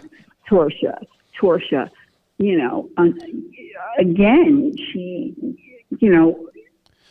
What was her position? Was she with police? No, she worked for Stephanie Murphy. Oh. So Mr. Taylor brought her on to show that Stephanie Murphy, once again, wasn't telling the truth. So she lied about the emails. And the about schedule. the emails and the scheduling and the actual date of the TRO. Okay. Because under her testimony, she was saying that, Doug Benefield didn't have a clear understanding of the TRO, and the package was sent the same day as the TRO, and this woman that was on the stand gave the correct date, and which is completely different from what Stephanie Murphy testified to. Yeah. And so they wouldn't let the deputy testify on when about the Ashley went about the tracker. So he's out. Right?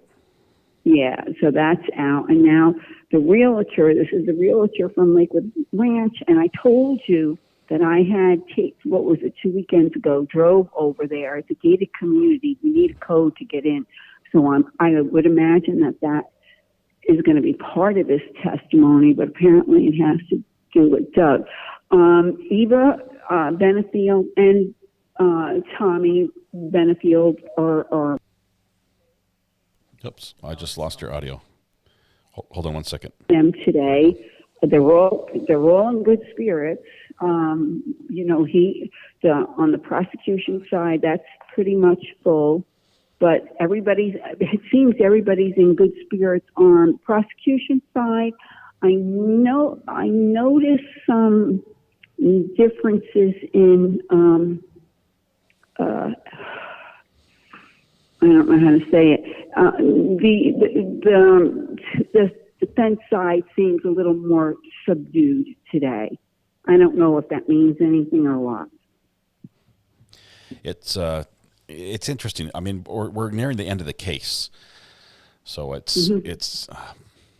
I think at this point, jurors are starting to have their mind made up, or they're starting to be convinced one way or another. It might be. I think I'm losing your audio. All I could tell you is this is the hardest jury I've ever seen as far as not showing any facial express. I mean, they're hard. This is a hard jury.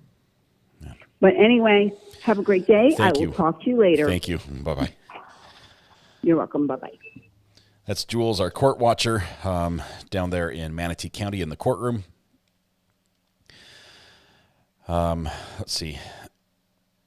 Thank you, Weather Watch. That's the Venmo, if anyone feels inclined that way. But just know, we blew our goal out of the water. I just wanted to reiterate, I only need one switcher. I don't need two. Okay, just for the record, I only need one. Let's see, Corey, what did you get from her testimony? What did you get from her testimony? And speaking specifically on which witness, we've got Bruce Ferris this morning. I think he did a worse job testifying today than he did during his proffer. He definitely seemed more nervous, and self-conscious as to the length of his answers, and self-deprecating. Oh, sorry, I'll stop type of thing.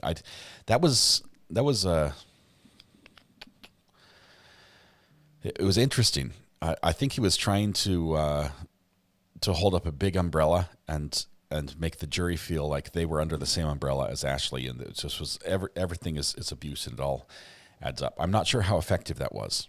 I'm not sure how effective it was. He did get a couple good snide remarks in with the prosecutor. I'm not sure if those are landing or not with the jury. Thank you, Karen. Oh my goodness, just gifted 20 memberships. We are getting everyone in green. You guys, thank you so much. I can always use another cable. It's funny because I'm ordering a 50-foot SDI cable because Corey Richard's trial, at the end of next week, I think it is. This is the hearing. I need to make sure that we have access to the room I'm in, and I have to bring my own cables for that. So, Let's see. Karen, member for 4 months. Thank you. Says, I've never purchased the membership. Thanks for your giving community. Glad to repay the favor. Thank you, Karen. I appreciate that.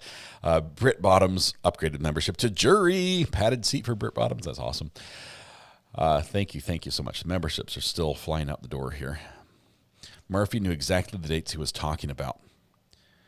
I wonder if she's going to be... I don't think there's anything to benefit from them recalling her. I think they kept her on retainer, right? And because she was the one that said, I don't think I was subpoenaed by the defense. And the judge says, a subpoena is a subpoena. It's court. I'm going to hold you on it. Yes, my pick is Venmo of me holding a camera. That I was filming I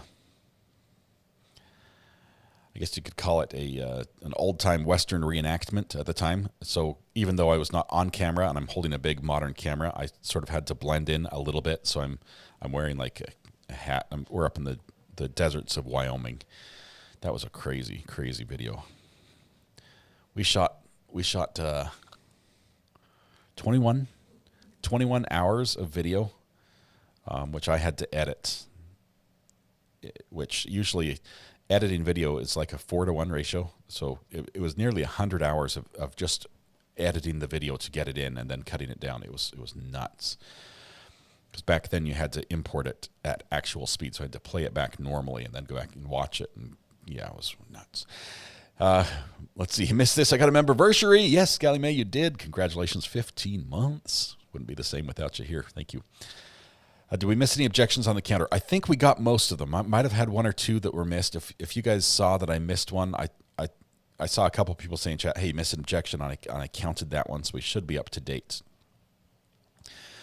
Virginia, yes, YouTube pays out the 21st of the following month, so we're basically 3 weeks out, but we'll figure out a solution in the meantime. We've got options and things to do. Yes, I was talking about, can I finish that? Morning troubles. I woke up to my switcher, this beautiful switcher here that I love. It's the heart of my channel right here, this little red and white buttons thing. A part on the inside has died, and it's a part that makes sound work. So that was it hurt. That was heartbreaking. And I shared that. Sorry, can I help you get a book? She walked full all the way around. I could show you what she. Do I put you on? No. Okay. She walked all the way around my desk. Anyway, I shared that and instantly chat. All of you just stepped up, and there was a gifting train, I think, unlike any have ever happened on YouTube. This is unbelievable. That the equipment is $1,400 to replace it, and you guys came in and blew that out of the water. Kansas train don't stop. And not only helped me be able to replace the equipment, which is. I don't know how to say this. YouTube's fickle, right? This is an amazing blessing. I love what I'm doing, but I realize that at any moment it can go away, and it's not something I have a control over. And there's things I can control and things I can't control, and I try to worry about just the things that I can control and just try not to think about the others. And when something like this happened, it sort of put me mentally in a tailspin as I'm trying to put together. I mean, during the break, my wife's like, just stop, think about it, think it through. How can you make this work? And I managed to reroute the audio to get it to work to where we are right now. And I was just like, I don't know, now I've got this huge problem I don't know how to deal with. And you guys solved that problem very, very quickly. And in a way where you shared a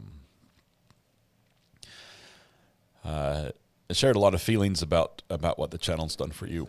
And that hit me right in the feels. I can see what you've done for me. Obviously, you're helping me fulfill a lifelong dream that I've always loved, and I'm grateful every day for that. But to hear that I was able to give something back to you, that makes it count. That makes it special. So. We have not yet had the buttons contest. We have one more keyboard arriving. It's supposed to arrive in August. That's all I know. Early August, I think they say. and then we'll do a keyboard contest, and there's got to be a great prize for that. We'll figure out what it's going to be, but sorry, I try not to sniff into the microphone. I've got a mute button for that. Oh, we have a call. Hang on one second. Call from. It's me, Donnie. It's me, Donnie. How are you doing, Donnie? This is Recovery What's going on, buddy? Well, I'm just crying on TV. That's all. I see you, man. Good. I just want to let you know, man. I just want to let you know I'm a comedian for 23 years. Yeah. So you don't have to take anything I say. I'm like so serious. I just want to let you know that. Yeah. Yeah. I run with the best of them. Tim Dillon, Joe Rogan, the whole 9 yards. Nice. I've been watching you for a while. Oh, thank you. I'll chime in once in a while. So it's just nice to see. I like to see how you get emotional and you're off screen and you just let it out. A lot of tissues were used this morning, and I'm going to need some more. But man, yeah, you do great, man. You do great, man. And you keep a tight ship in the chat there. That's because I have the best mods on the planet. I cannot thank them enough for what they do. They are phenomenal. I loved the time when you told me no caps. That was great. I never got that from any other chat, but you were like, we can't do any caps. That was funny as hell. You know what the reason is? Could I explain it? Because I didn't understand it only before. You would know that. Okay, because in texting somebody, it's very hard to convey emotion and sarcasm, things like that. And caps it feels like shouting. And oftentimes we have a conversation with somebody, and to emphasize something, we put it in caps because that's the only thing we really can do. We don't have italics or underline or anything else. The reason that I put in caps, my reason I put in caps, is just so the YouTubers with bad eyes can read them.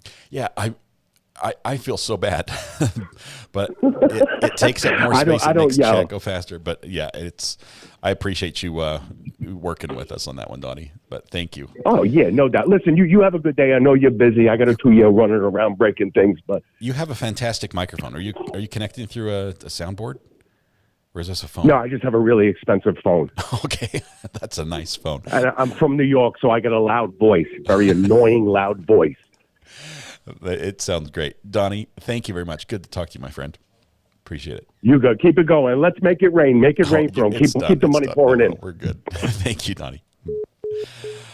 Love the accent as well. Let's see. I think I'm going to smoke a full chicken today. What do you think? I have to say, Corey Hill, I'm a sucker for Sam's Club rotisserie chicken, but a smoked chicken is delicious as well. I just don't have a smoker. Nor do I want one, just for the record. I don't want a smoker. That's more effort than I'm willing to put into cooking.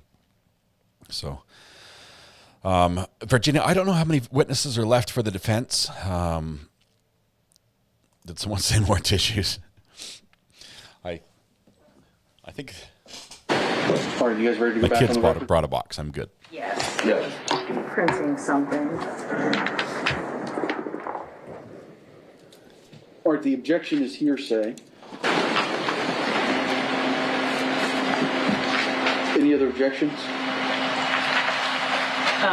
Judge, also, I would like to make a relevance argument that the fact that he's going back and forth in this email about a specific property, there's no relevance to it.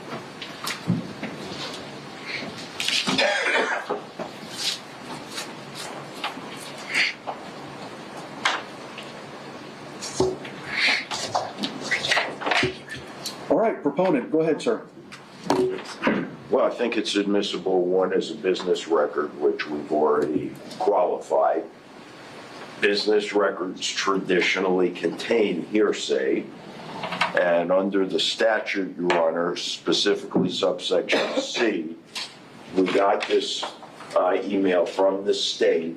However, we then gave it back to the state in its isolated form. They have not filed any objection to it, so they've waived that objection, according to the business records exception. We also believe that it shows Doug Benefield's state of mind, that he was in the process of buying a home directly behind Ashley Benefield's home during the time period when the South Carolina injunction was in full force and effect.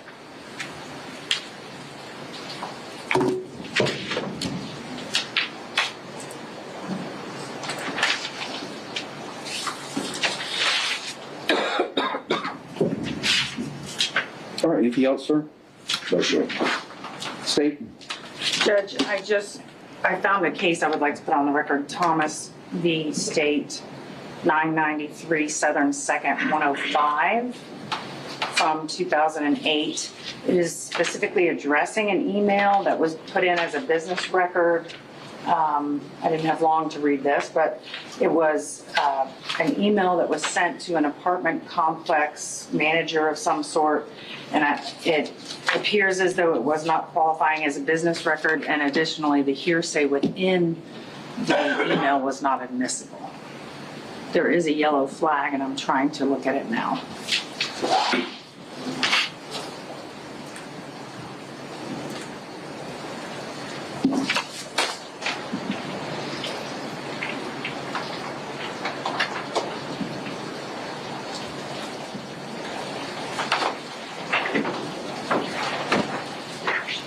There was a buffer sound in there from the mods, and I missed it. Let me check mod check.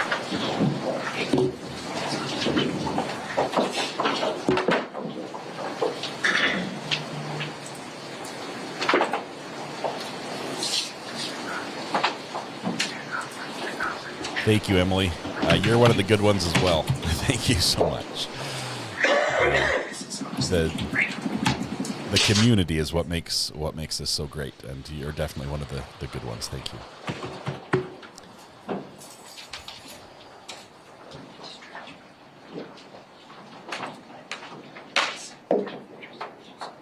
We are caught up. We're back to live. We made it. The tech delays slowed us down for a couple minutes, but we're back.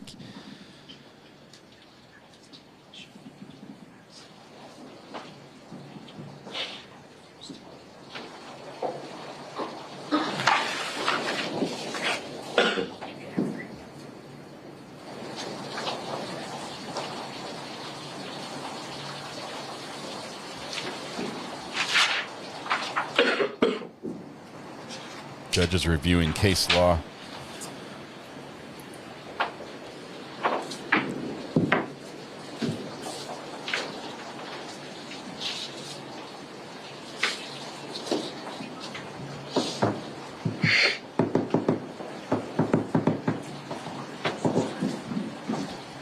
Not sure what the tapping is about, but.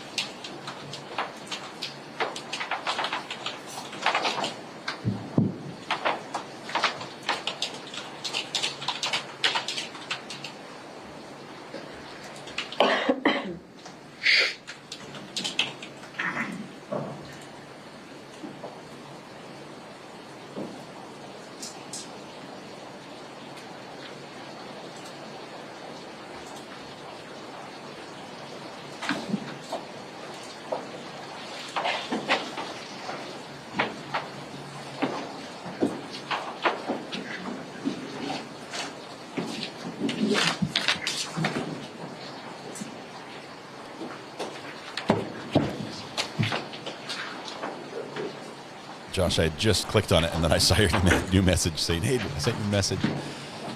2 years seizure-free after surgery that went crazy wrong. You helped me keep me entertained, gained a new hobby that I always loved, and I'm texting now. Thank you, Josh. Appreciate you. You're super helpful for the channel as well. I appreciate what you send me. And leads on new trials and everything. It's wonderful.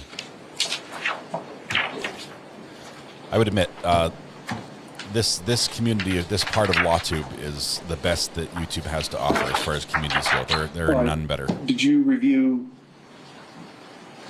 Thomas v. State, Mr. Taylor? Yes, sir. All right, do you want to make any argument on it? No, sir. So Thomas v. State is helpful. It's 993 Southern 2nd 105 1st DCA. Although it was the state introducing the email against the defendant, the state sought to introduce an email that was prepared by an employee of the apartment complex where the victim lived and was murdered, regarding statements made by the victim that she had someone living with her that was not on the lease for a year and she wanted that person out.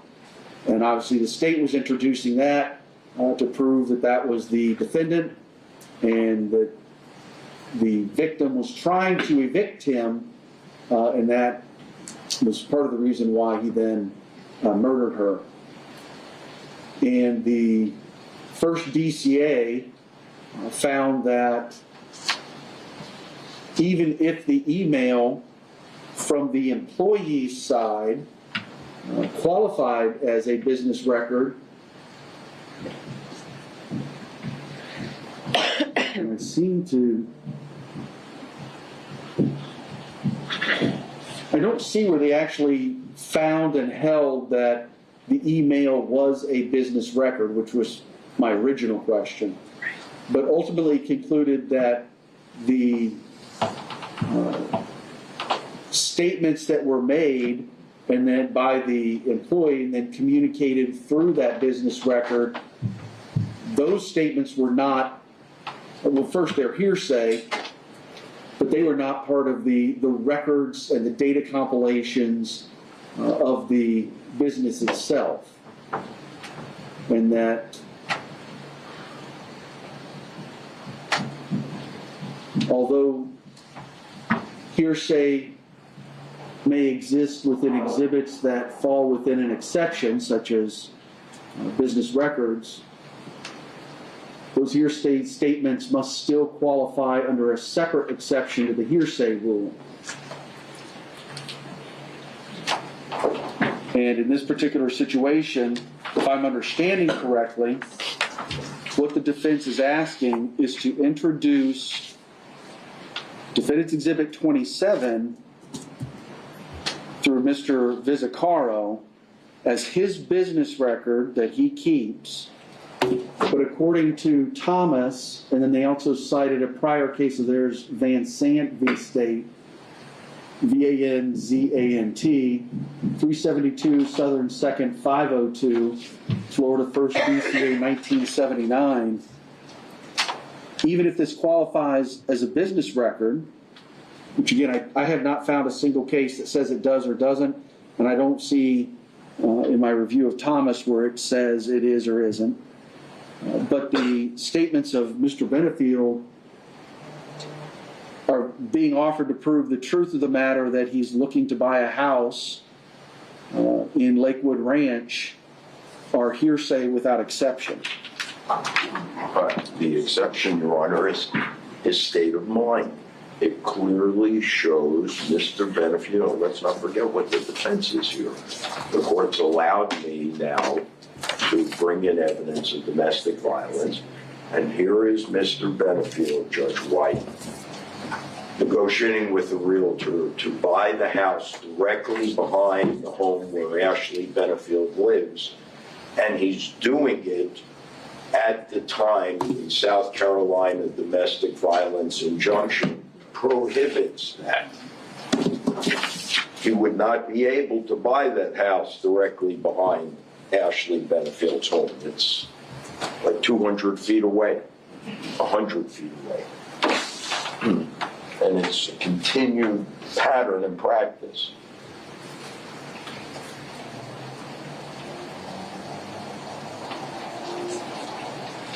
That corroborates your defense. Do you want to be heard on 90.8033, an existing mental, emotional, or physical condition? Judge, his emotional, mental state, that still has to be material to a material fact. And his state of mind at that time is not a material fact. Also, I think the defense is misrepresenting some of what's in the email. Mr. Benefield never said he wanted to buy the house. He said he wanted to rent the house, and he said, I'll have to check with Ashley first. So I think some of the misrepresentation that's going on, we should probably just read the email. But I don't think it has anything to do with his state of mind. His state of mind at this point in time is not relevant.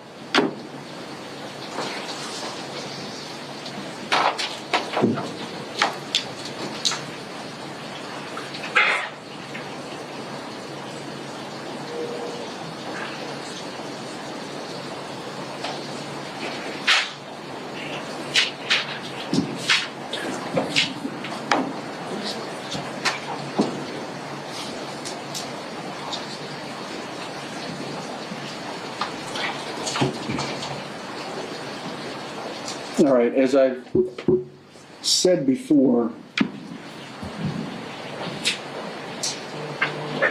are you going to establish the location of the home through Visicaro? Yes, sir. Where it was? Yes, sir. In relation to the house where Miss Benefield lived? Yes, sir. And then are you going to then just argue during closing, I would assume? Yes. All right, so there's going to be no more witnesses. This is the end of this road to establish. Yes.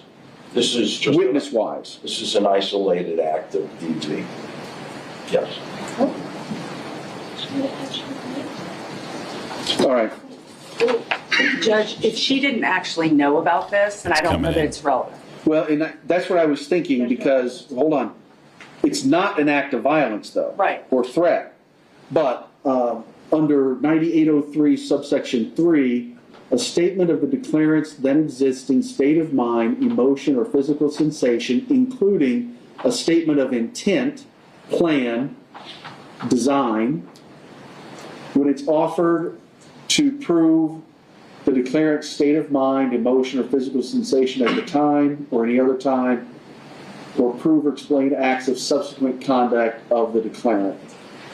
Then, Judge, I would just ask that this witness be asked questions if he is allowed to testify. I don't know why we even have to speak about an email.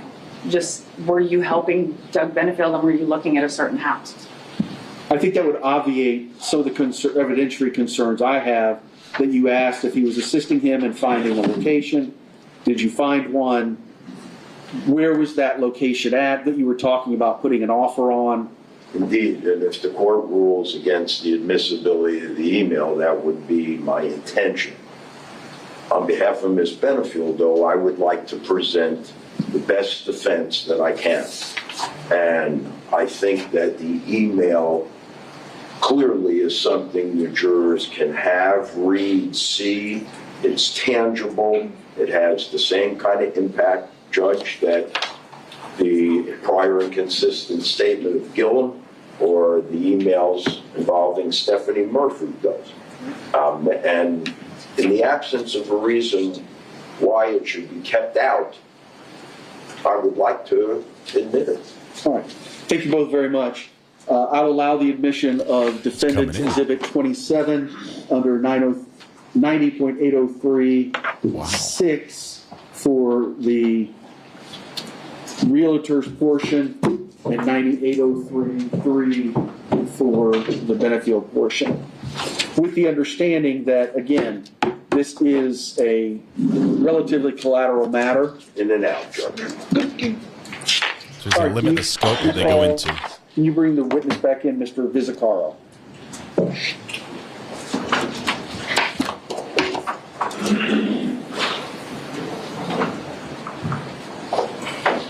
What is it called when you braid your hair like that so that it pulls your bangs back and weaves it back into, like, is there a name for the hairstyle that she does? She's worn it on both sides before, now she's got it on one side, just on the jury side today. All right, welcome back, sir. Just take your spot back there in that chair. We're going to get the jury back in and begin your testimony. Sounds good. Thank you. We'll bring them in.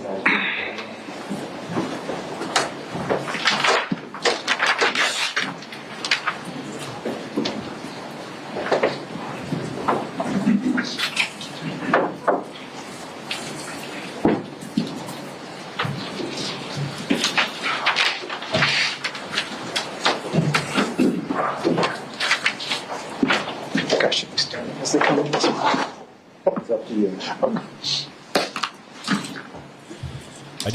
I am glad this came in. It does seem like there's behavior that's in violation of the order. And this seems to be of that type.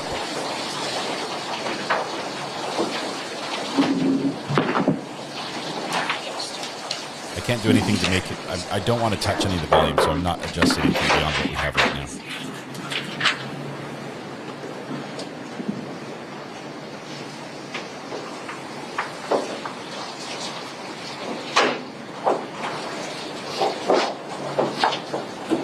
All right, y'all can have a seat. Welcome back, everybody. You ready to begin deliberations? Talk with anybody outside the jury about the case or do any research? Everybody say no. Mr. Taylor, you may resume your direct examination. Thank you, Judge White. Mr. Visicaro, when we last broke, you told us you were a realtor and that Douglas Benefield had contacted you relative to a house in Lakewood Ranch. That's correct. All right, I'm going to pass to you, Mr. Visicaro, what I've had marked as defendant's exhibit number 27. That would be the email messages that you referred to before when we were last in front of the jury, correct? Correct. Is that a true and accurate copy of the email exchange between you and Douglas Benefield? Yes. What is the date of that exchange? The last email I see here was March 12th of 2018. March 12th, 2018. Your Honor, at this time, I would move to introduce that into evidence on behalf of Ms. Benefield. All right, same objections, overruled. Defendant's exhibit 27 will be received. The judge made the objection for the prosecution. Mr. Visicaro, I know you've told us that the home, do you recall the address of the home? Yes. What was it? 5060 Newport News Circle. All right, I'd like, with the court's permission, to dim the lights, and we're going to put a diagram up there for you. Get high tech with the Google Maps. And braid my hair. It would have to be a very tiny braid. It's not quite long enough. Although my goatee is getting there, maybe.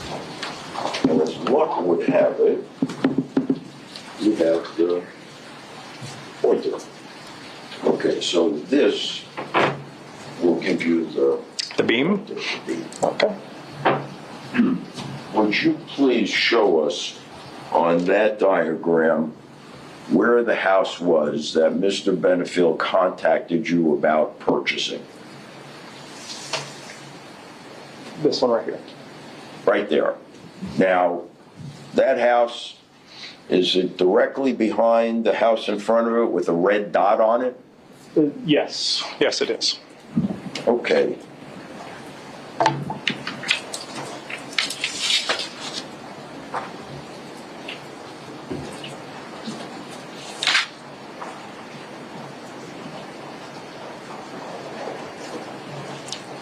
Do you know, Mr. Visicaro, who was living in the house with the red dot at 11331 White Rock Terrace?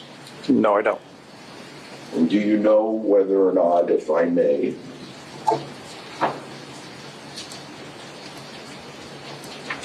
Pretty iced tea. I did, just not, I wasn't on camera. Whether or not you don't know who was living in this house? No. This is the house that Mr. Benefield was interested in purchasing? Correct. Do you know whether or not Mr. John Sant lived in that house? I don't know. Give me just a moment, Your Honor. I don't believe I have anything further.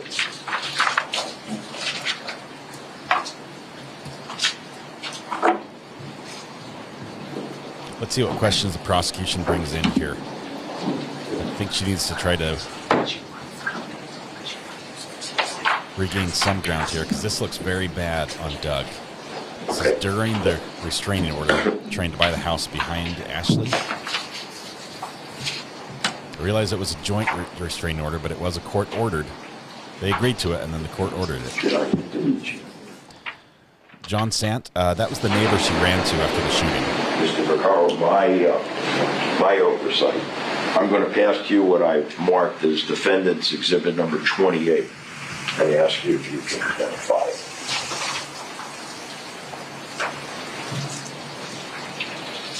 Yes, that's the house. That's the house that Douglas Benefield had contacted you about purchasing. Correct. And is that in Exhibit 28 a true and accurate reflection of the locale? Yes. Does it have a dot on it? It does. Does it have an address? It does. What is the address? 5060 Newport Circle. Newport New Circle. On behalf of Ms. Benefield, Your Honor, move to introduce that as Defendant Exhibit 28. No objection. Received. That's all. Thank you very much, Mr. Visicaro. You can wait. Gotcha. Cross. So you've had the opportunity to review the email, correct? Yes, I have. If I could just That's right. grab it real quick. And for the record, this is State's Exhibit 27. And it appears as though you're speaking with Mr. Benefield about potentially this house coming up, or the price being lowered on this house, correct? That's correct, yes. All right. So you were contacting Mr. Benefield about that? I reached out to him about that. Okay. And he actually said he may just want to rent. Isn't that correct? That is correct. And he also said he didn't want to do anything without speaking to Ashley first. That was a comment that was later in the conversation, yes. Okay. And if I could show you State's Exhibit 27, it's very small type at the top, so you might be able to. That's why. Record Defense Exhibit 27. I'm sorry, Defense Exhibit 27. Does he say there that he needs to speak with Ashley first? It appears that way, yes. Okay. Yep. Thank you. No further questions. Can you redirect? No. Can the witness be released? Yes, sir. Ma'am? Yes. All right, sir, you're released from your subpoena. You're free to go. Thank you.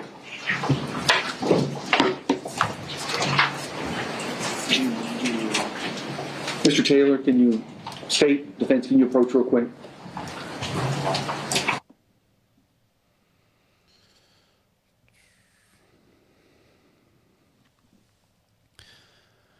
He was wearing safety glasses, I think, on his head. No, they looked like safety glasses. Maybe he rode a motorcycle, and that's like his version of goggles.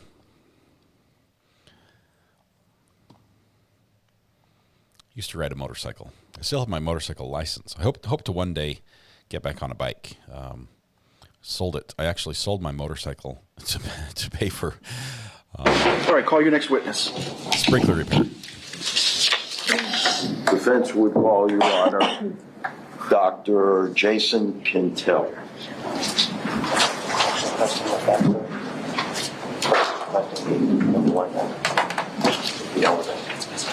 Yeah.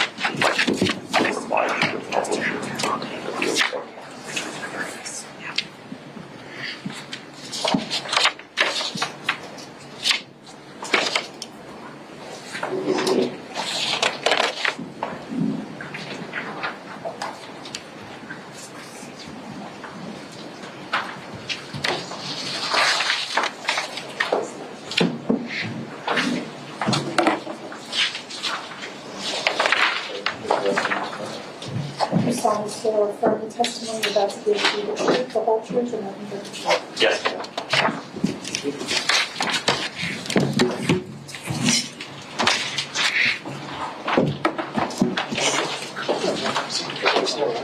Hello, doctor. Welcome back. Hi there. Thank you. As you may recall, my name is Judge White. I'm presiding over the case. Same rules as last time. Just make yourself comfortable. Adjust that microphone as you need. Speak in a loud, clear voice. Help yourself to the water, too.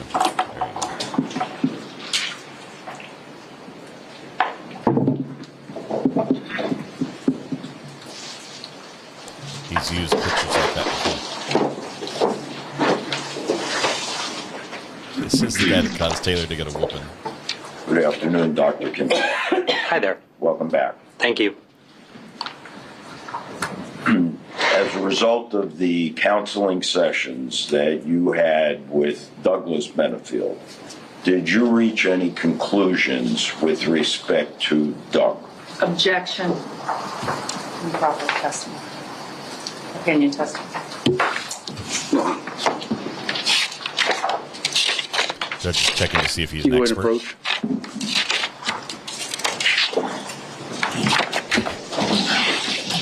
That's what happened last time. He got one answer in, and there was a huge objection.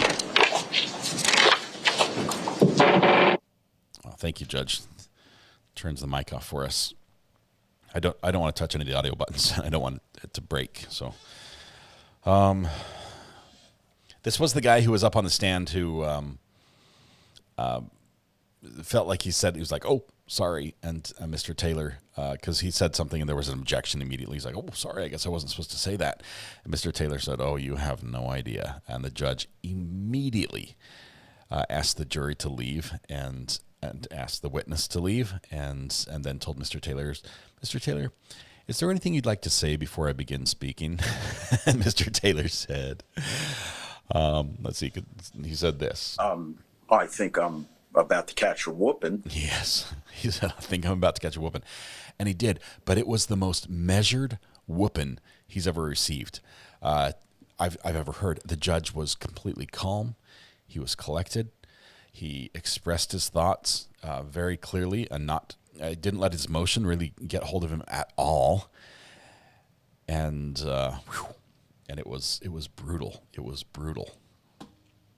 If they didn't, I would lose my mind. Yes. I feel like this is Taylor's pawn. I don't trust him, says Marianne. If I'm in the jury, all this is telling me is the prosecution really doesn't want this in, so I'm paying extra close attention. Judge had a reason to object. The judge was right. The judge was 100% right in stopping everything and saying, whoa, let's have a little talk here. Prosecution asked if he made any evaluation on Doug after therapy sessions. Was this the guy who said he met with him? Let's see, what's his name? Dr. Jason. When did we hear him before? Was that Friday? Let's see. Oh, Jason Kintel. There he is.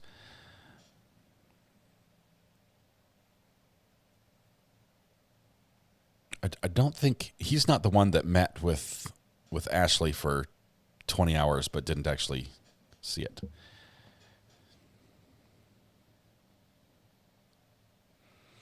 Dr. Jason Kintel, his tagline here is, I'm committed to your health and well-being. Broad training and unique personal skills enable me to provide lasting results.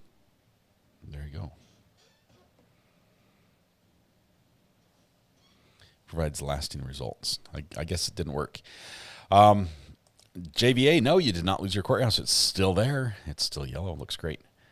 That was Ferris. Ferris, that one was sketchy to me because Mr. Ferris, he met with Ashley for 20 hours, but did not actually evaluate her, because if he had evaluated her, then the defense would be allowed to evaluate her with their expert, and they didn't want to do that. And so he said, I based all my opinion on my papers. He met with her for 20 hours. How is that not an evaluation? I think that was playing a dirty game of chess in doing that. But yeah. Jenny, oh my goodness. Yeah, this has been an incredible day, Jenny. This community is absolutely amazing. We'll be hopefully have very, very little downtime and being back up to full audio soon. Let's see.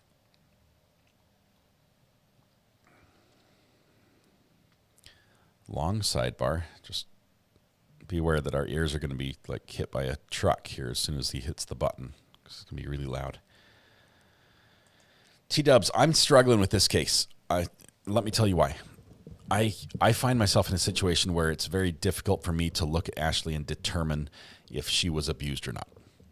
That is a situation I wouldn't want to seek out for myself, and I don't know if I could even do it. I don't know if I could sit on this jury. That's what I'm saying. I don't know if I could decide if what she has presented means she was abused or not. Wow. So because of that, I can only look at this from a legal standpoint, and just based on the evidence that's presented, and particularly she has presented a self-defense claim, And in her story, everything she's told us matches up with the physical facts of the case, the physical evidence that we've received, the timeline, the background. It all matches up. Whether I believe her or not, her story is good. And because of that, the state has the burden to overcome that physical or that self-defense claim, and I don't think they have. I don't think they've proven this was not self-defense. Because of that, right now, I'm saying not guilty. But I don't think I can at any point, unless she comes out and admits something one way or another that convinces me. I don't think I can make a decision on whether or not this was abuse or not. It sure has the hallmarks of, Doug did a lot of things that would be consistent with what I think abuse is.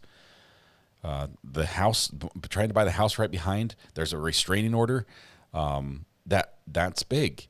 There's a bullet hole on the roof. There's a punched hole in the wall. That's big. That's abuse. That's there. But most of this probably happened outside of the public view, and I can't say it didn't happen. Let's see. Let me pin this message here. Sorry. I want you guys to know that officially, with the amazing and just heartwarming gifting that went on this morning, and it's apparently still going on as one just came in, we doubled the goal of, your goal of replacing our broken switcher. Missy Pants, thank you very much. Member for 18 months. Thanks for the super chat. Thank you very much. Absolutely. I have no words to say. It's just incredible.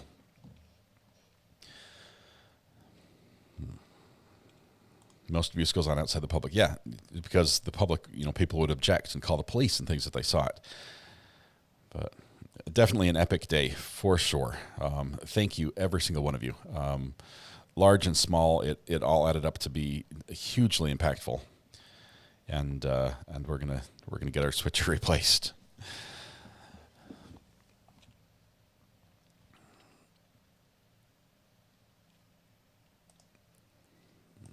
Okay.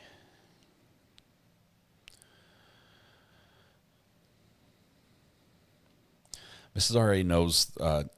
I told her. I stepped away. You guys gave $400 this morning. I'm like, I'm blown away. I'm like, that is so incredible. And I went and told her, and that's the last time she's heard the amount. She's teaching the kids homeschool right now, so she does not know right now.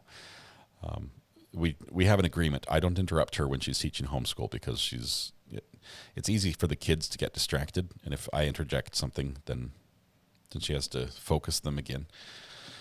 So it will probably be lunch break before I'm able to tell her.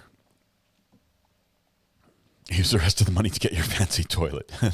the bidet fund, right? Oh, that'll happen in time. This is the most amazing super chat day the channel has ever had, and we've had days. I mean, I say super chat, but we've had days where specifically where Cavalcante the manhunt was going on, where we had 15,000 people in chat all day long. Days like that, the ad revenue from getting 75,000 watch hours in a day was massive, and this blows that out of the water. It's just unbelievable.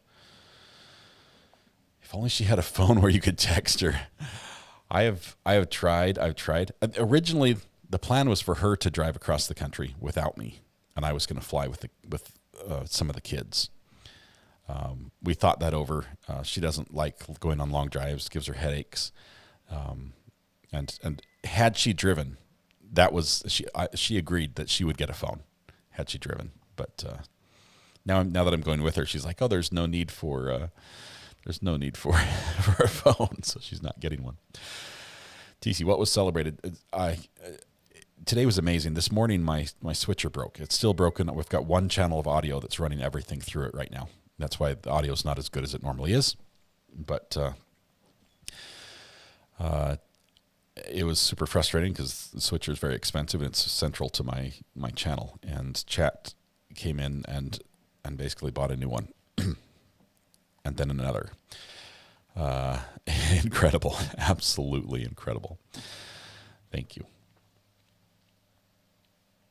In other words, Recovery Addict started this channel because Mrs. Uri asked him not to distract her and the kids all day so she could teach. There might be some truth to that, greetings. Okay, Dr. Kintel, so a couple of questions about your practice. Yes, sir. I think you told us your specialty was trauma. Correct. And for purposes of practicing your profession, various clients come to you and relate their backgrounds, correct?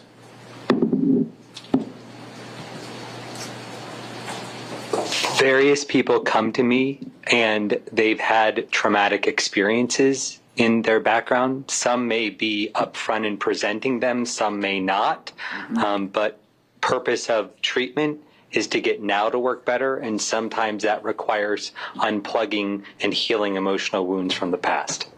And as part of your art and science, you are trained in picking up and diagnosing various cues in your effort to reach conclusions to try and help them.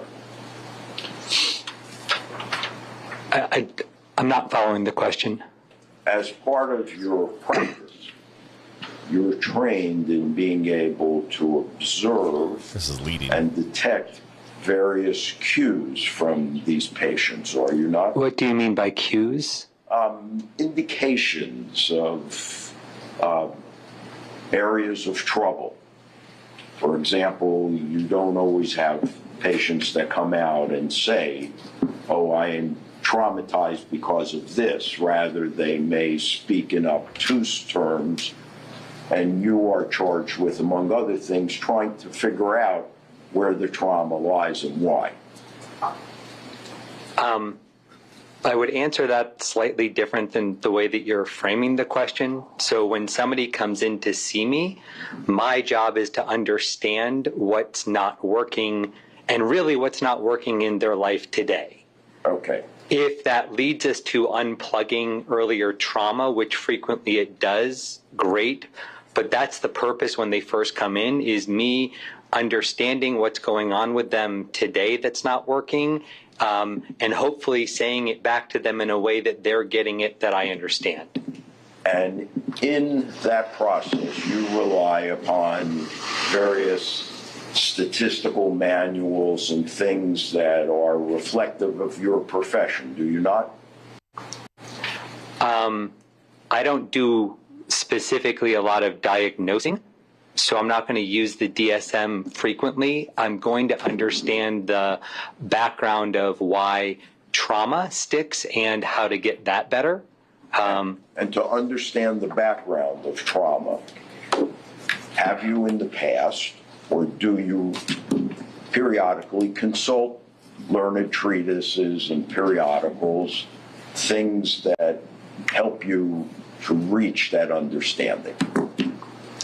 If you're asking, do I go to continued ongoing training and development? Yes. All right. Now, in this particular case, did you reach some conclusions about Douglas Benefield? Objection. Qualifications. Sustained.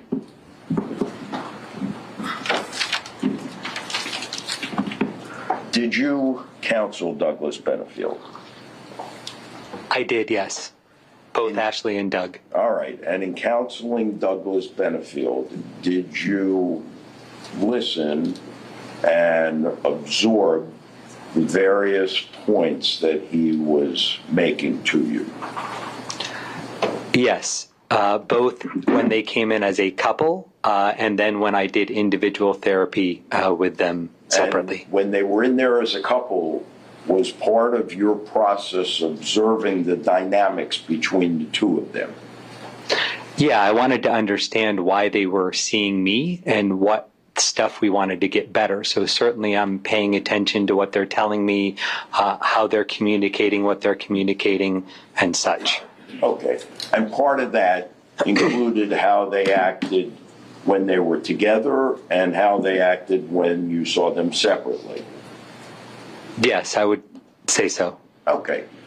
Now, in making those observations and questioning them and listening to them, in your effort to try and identify the objective, did you reach some conclusions about Douglas Benefield? Objection. Foundation. Would you approach, please? She's playing that same objection qualifications, objection foundations. She does not want the conclusion that he's going to share to come in about Doug, because this would be a medical professional, a therapist. Got a little sidebar. Can you be on mic for just a minute? Is that okay? Sure. Mrs. R.A. has joined us. Just wanted to let you know that that to help us fix the broken switcher, yeah, Chat has donated $2,800. Shut up. No, I'm deadly serious. How much does a new switcher cost? Half that. Oh my gosh. Yeah. Oh my gosh. Thank you so much. Thank you. That is amazing. I know. I used quite a few tissues. I'm already like clicking in my head. What can I do with the difference there? No. Look at that. I'm taking the mic. Thank you guys. That's amazing. She's amazing. Thank you. I appreciate it. Yeah, well, I didn't do anything. That's awesome to you guys. Thank you so much. A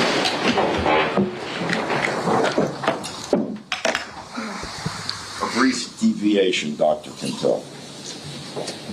Tell us what degrees you hold. So I have a bachelor's in psychology, a master's in social work, and a PhD in clinical sexology.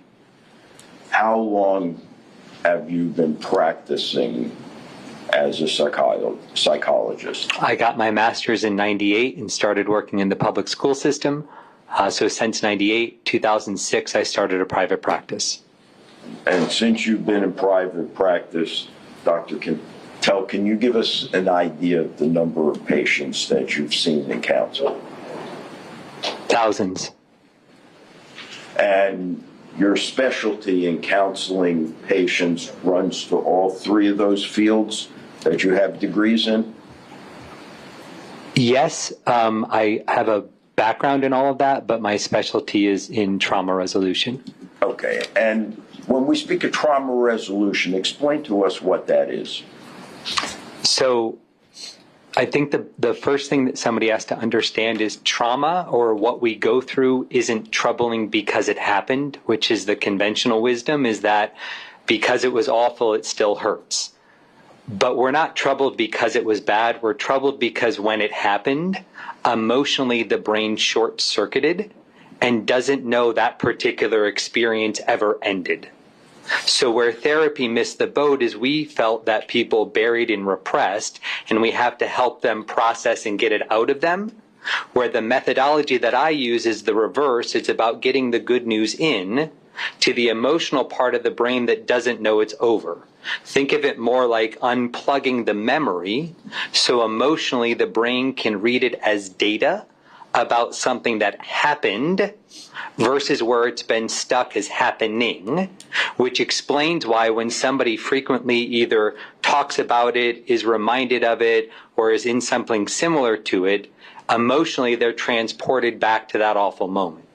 Right? If you have a friend telling you about something that was troubling them, and as they're telling you about it, it's almost as if they go back there to that troubling moment. Mm-hmm. So our goal is to keep the person more emotionally present as we unplug the emotional effect that the past has had. And in that process, do you typically employ listening to patients? Yes. Do you typically employ making suggestions to patients?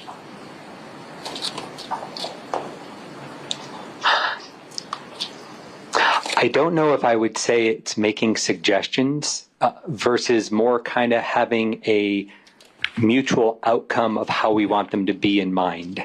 So if I'm kind of creating a future self or an outcome, it's got to be something that they're good with, or if it shows up as conflictual, we're never going to be able to reach the outcome. Okay. Now. So more instead of a suggestion, it's more of kind of a mutual outcome. All right, and you went through this process with both Doug and Ashley Benefield. I did, yes. All right. Your Honor, I would tender Dr. Kintel as an expert in the field of psychology. Do you want to voir dire the witness? Objection. Whoa. Do you want to voir dire the witness as to experience, training, and knowledge? End of his testimony, he's going to tender him as an expert. Yes. All right.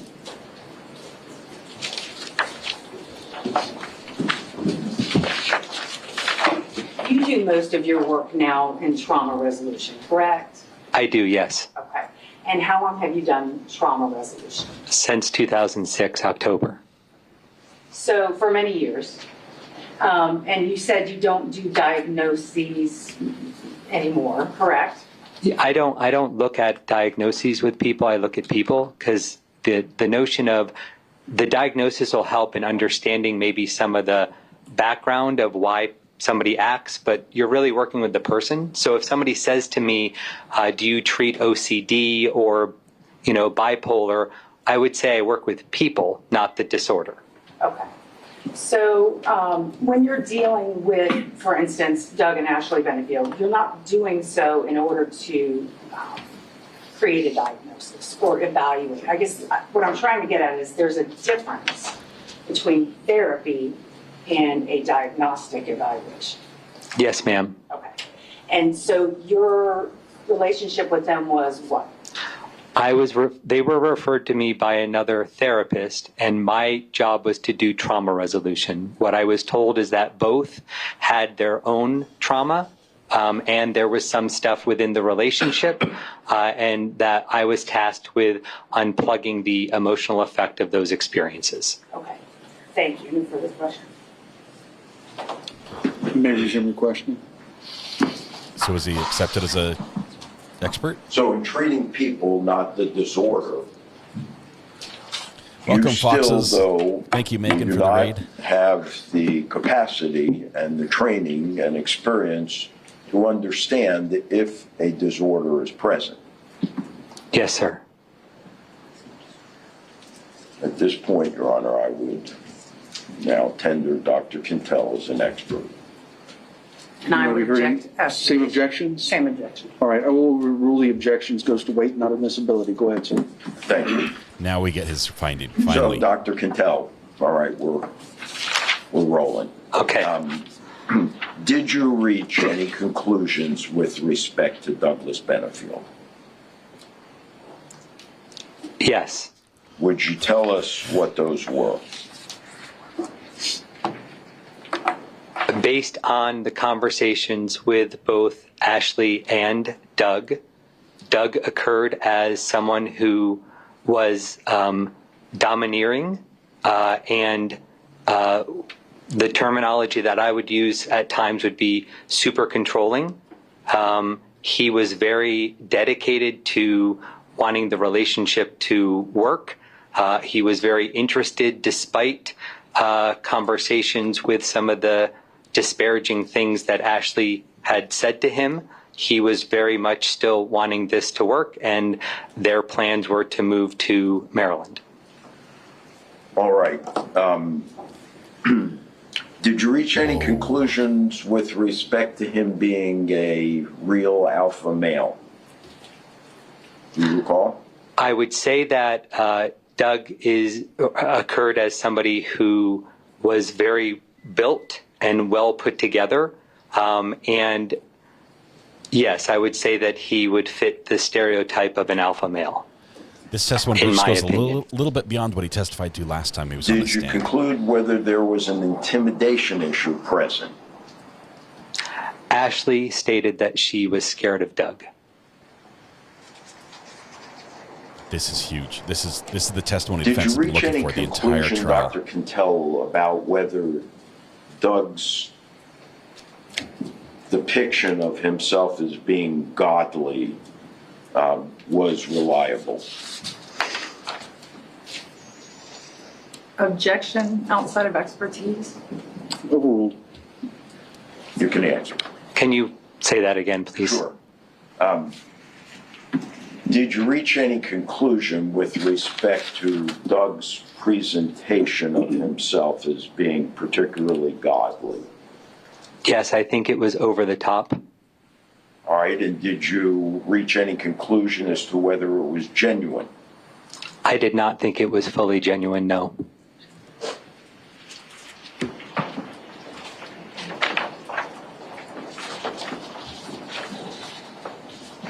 Did there come a time when you inquired of Doug why he would want to remain in this relationship? Yes, I did. Why did you do that? Ashley had a lot of disparaging comments, stuff with CPS, claims of abusing their child, and I was concerned and curious why, with all of that negative stuff that may even negative affect his job and career with government, why he wanted to stay. And was it true that you felt he was hell-bent on being together? I know that he really wanted the relationship to work. Did you conclude that he was never going to let her get away? I don't know whether that's true, whether or not. I don't recall that. All right, let me pass this to you and see Please. if it refreshes your recollection, if I may.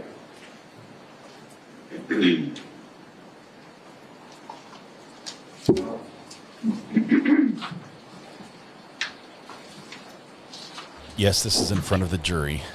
This was the testimony the state's been trying to Does keep that out. refresh your recollection, Defense has Dr. wanted this the Kintel, whole time. as This is a to state's witness, Doug's by the way. perception of letting Ashley get away from him?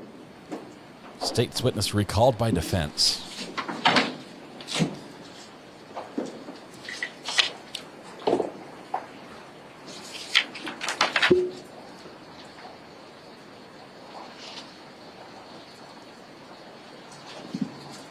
Yes, I said that to the detective. I said it seemed more like I'm not going to let her get away from me.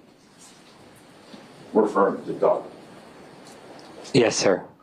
All right, and lastly, Dr. Kintel,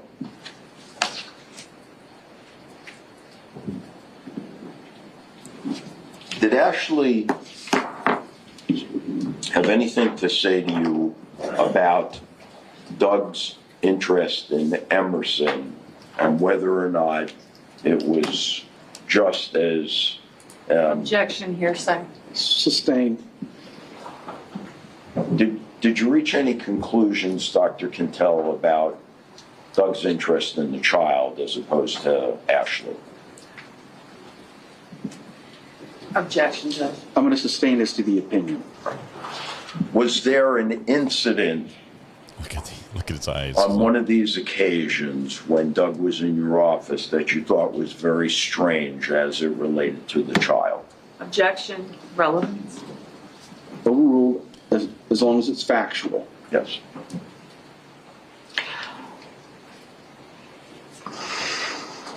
He knows it's going to be objected to as soon as Can you say that question again, please? Thank you. Was there an incident that you observed that you found particularly puzzling between Doug Benefield and the child, Emerson? Yes, at the time that I spoke with the detective, I had an appointment and Doug had waited in the reception area, and it was a couples counseling, and Ashley was out in the car with the child, and I thought it was unusual that he didn't go out and see her. Given that they had the relationship they had, it may not be as unusual as I thought, but I was coming from having two little girls and what would be in my mind to do. And how long was Doug sitting in your office at the time? Do you recall? Well, it would have been at least an hour. I don't know how long I was in the appointment before. And in that hour, from what you observed, with Emerson, the child, outside in the car, Doug Benefield never once went out to say. I wouldn't have been able to observe that because I would have been in session. I just knew that he was waiting in the lobby. I don't know whether anything other than that. That's all, Your Honor. That last question weakened it. You didn't see. He might have gone out. So you mentioned that it bothered you, or at least you noticed when he didn't go out to see the child. How long did you observe Doug Benefield in the waiting room? I would have seen him when I first went out to grab the client, and then would have seen him when I came back out of my office. And because of that, you came to the conclusion that he never went out and saw his child? Yes, I did. Okay. And Kathy, welcome. I believe, correct me if I'm wrong, in your direct examination, you said you met with Ashley Benefield alone 5 times.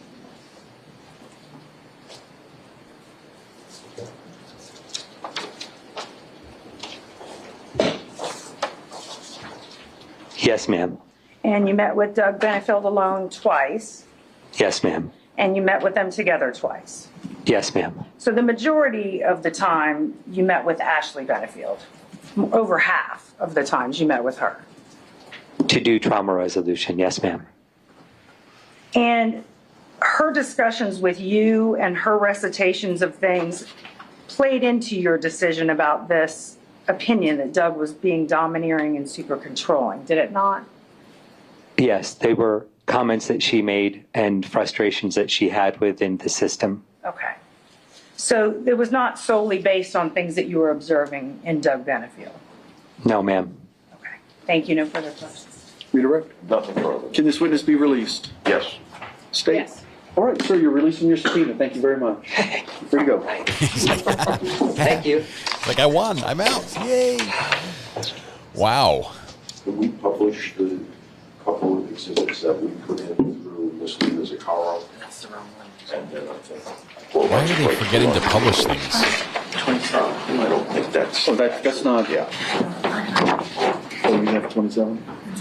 27, 28.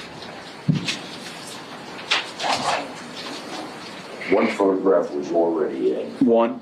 and then one we added together with the. Yes, so members of the jury, we're going to pass these out and publish them. I'm not rushing you, but I'm going to talk while we're doing that. I think at this point, it's a good time for our lunch break. It's about 10 minutes after 12. So take your time. I want you to look through all of this, look through these exhibits, and then I'll excuse you. Exhibits 26 and 27. Those 27 and 28, and they'll be marked on them. There's a little sticker on each.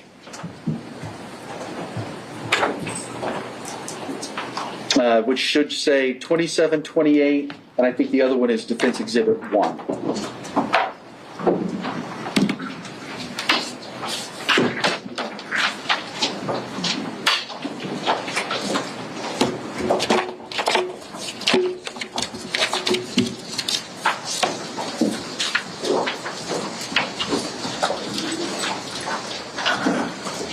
Okay, that was a fascinating witness for me. Absolutely fascinating. Mostly because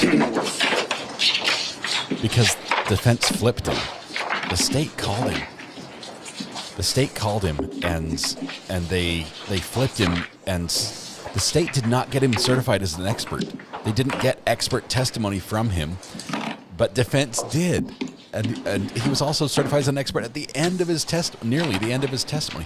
Just some strange things we've never seen before. And obviously we got some great sound bites with the whooping the first time he was up on the stand.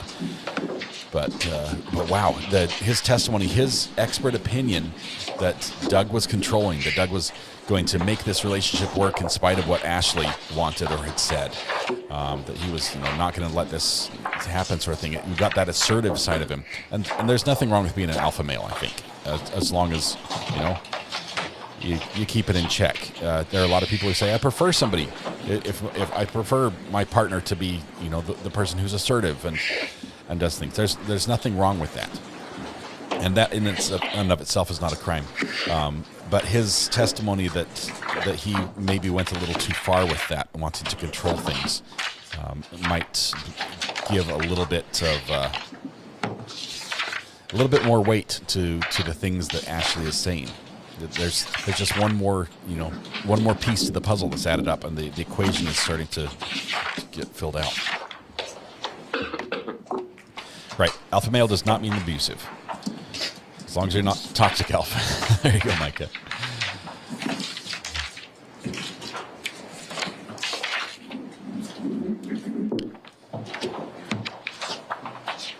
It was based on both Ashley and Doug, so there was a mix. I think the testimony about him not going out and seeing his child, that was very poor to even bring that in. First of all, he's got an appointment. You're making him wait, so at any moment he thinks you might be done, right? And he's waiting.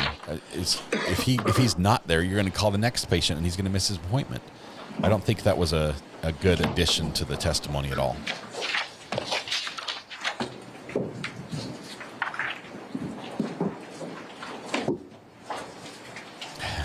Shoutouts. I've had a lot of feelings today. A lot of feelings.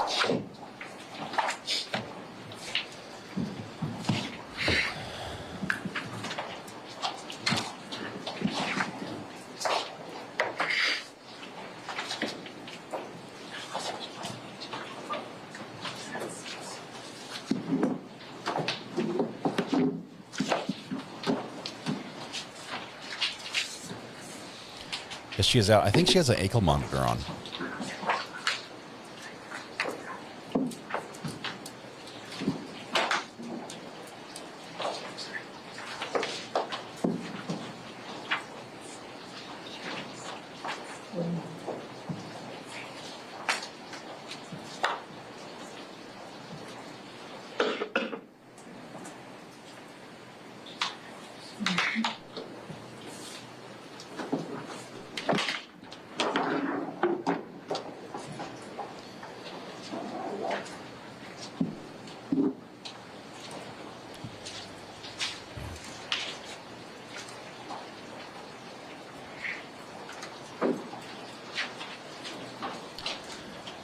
Megan, thanks for the raid, by the way. Appreciate you. Chat today helped me out. My switcher broke this morning, and they just bought me a new one.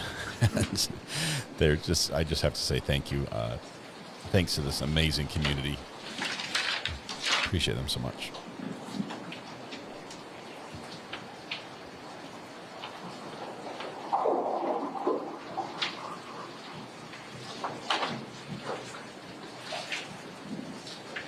I believe her mom has custody of the daughter right now.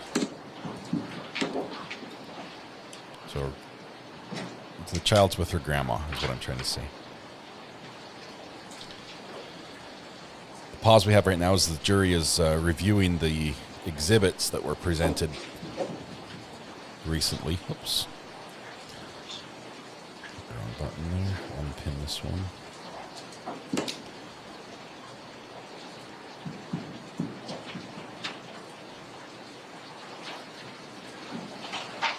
All right, so it's 12:15.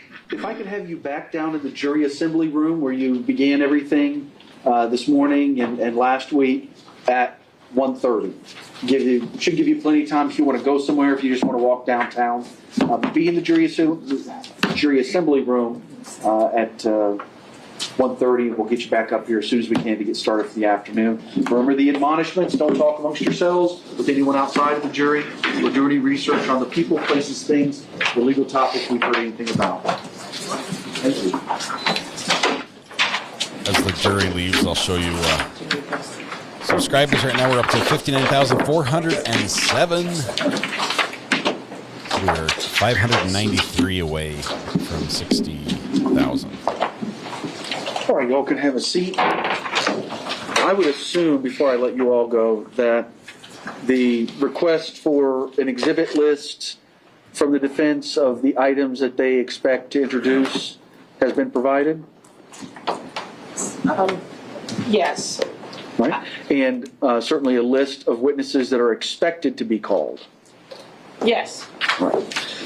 I didn't get a copy of that. If it's been amended from the witness list that I received, it looks like it was filed June 21st of 2024.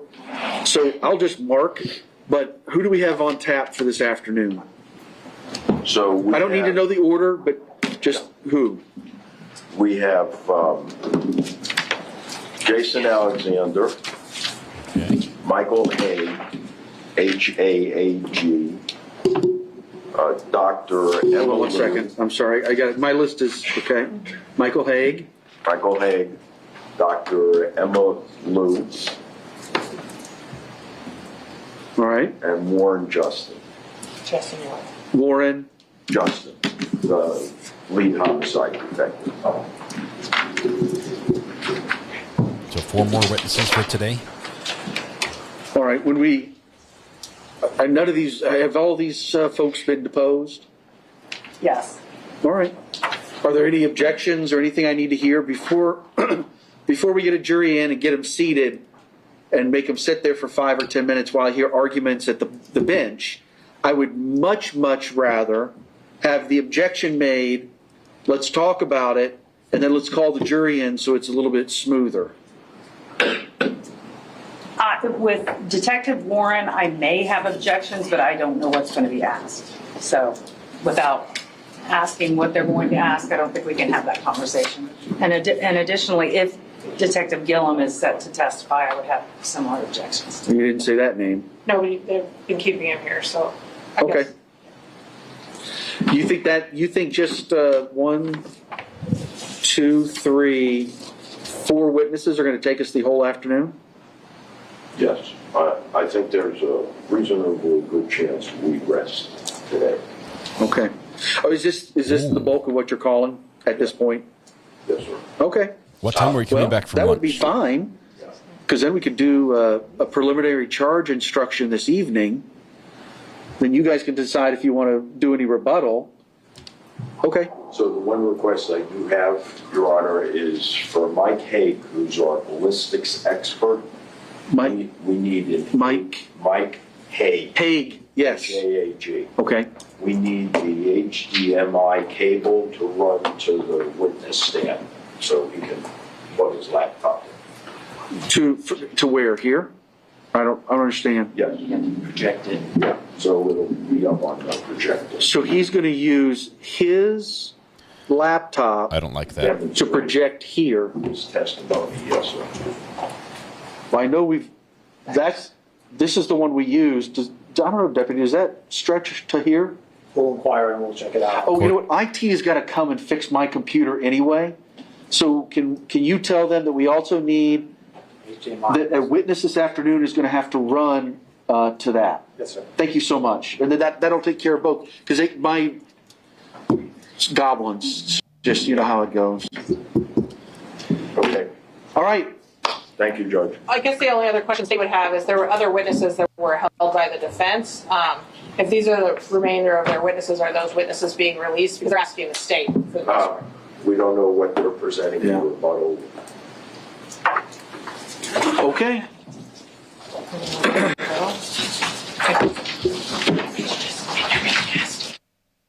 The jury is left. Everyone's going to lunch.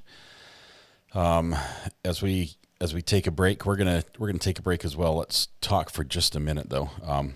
We have got the new thumbnail up for when we come back, and for the first time ever, the first chat over there was a membership message of Kim joining the jury. Now it came over on here as well, but Kim, this message right here, welcome to the jury, also is our first in chat on the new stream after lunch. I can't pin it, but I've never had that happen before. Thank you very much, Kim. Welcome to the jury. Wonderful to have you here. We're going to take a lunch break. Let's see. I need that one off, if this will work. Testing. I don't want to push too many buttons, but so far everything is working.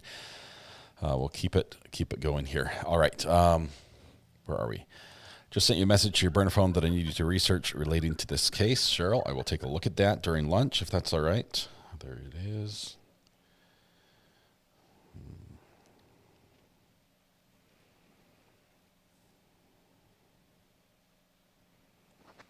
All right. It's gonna take a little research. I'm not sure if I can get it over lunch. I can see that talking about the book and everything.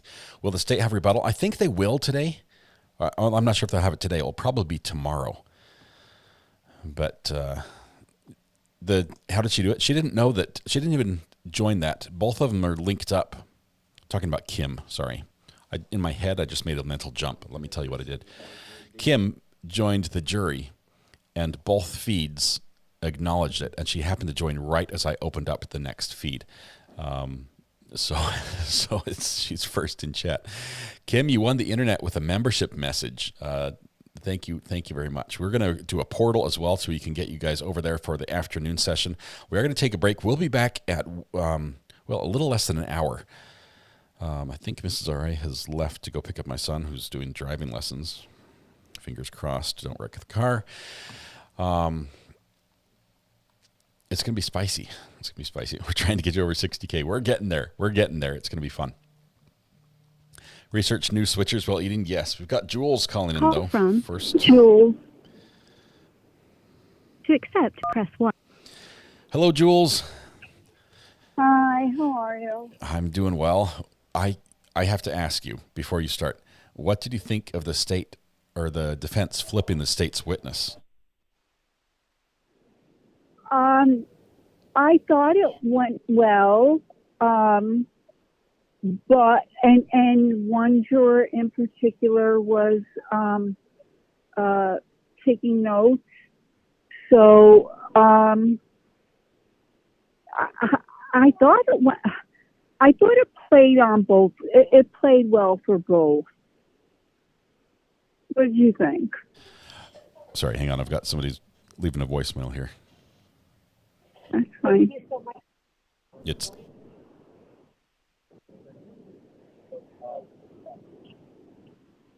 Hi. hang on one second. Sorry, Jules. No, you're fine.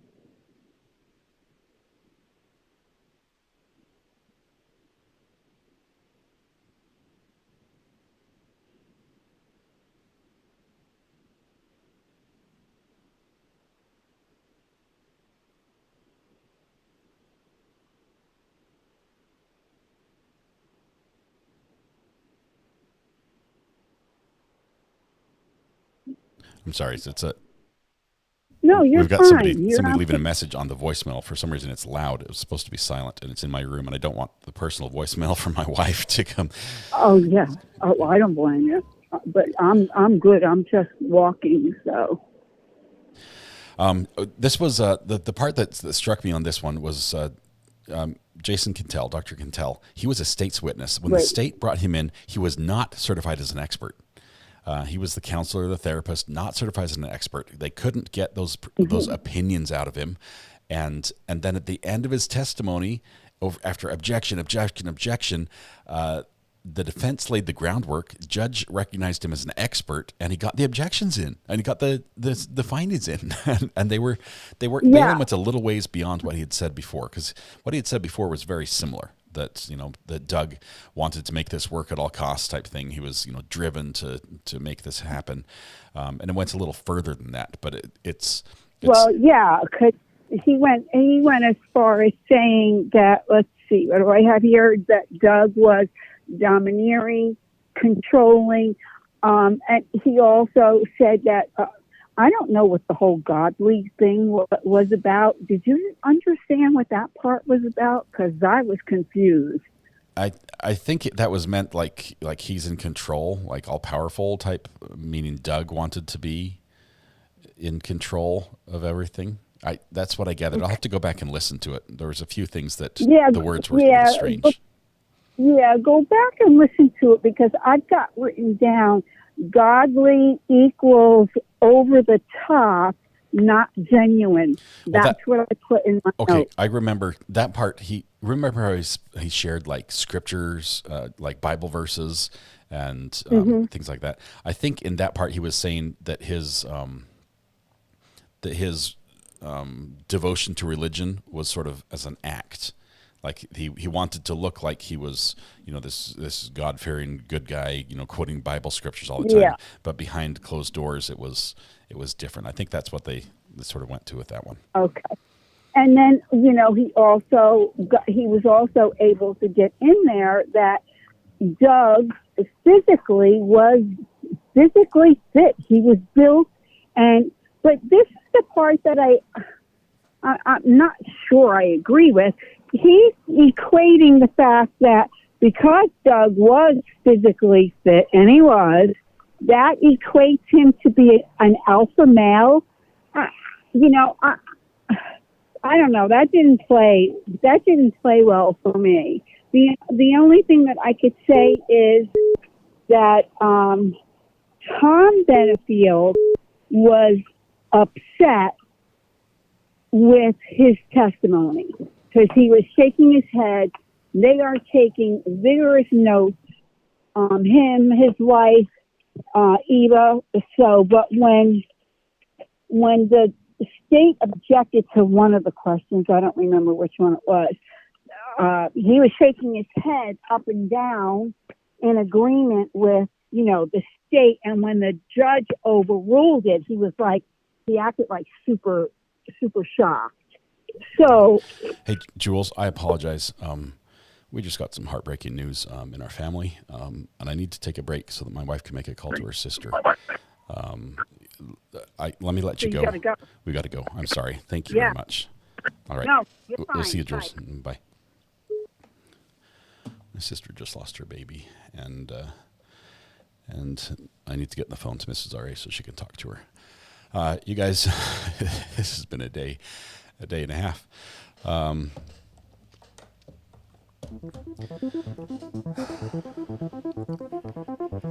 Tonight when you go home, please hug the people you love. Smile at someone, make their day just a little bit better, and please stay safe to go live again after lunch. It'll be about 1:15. We'll be back. Thank you, everyone. Thank you.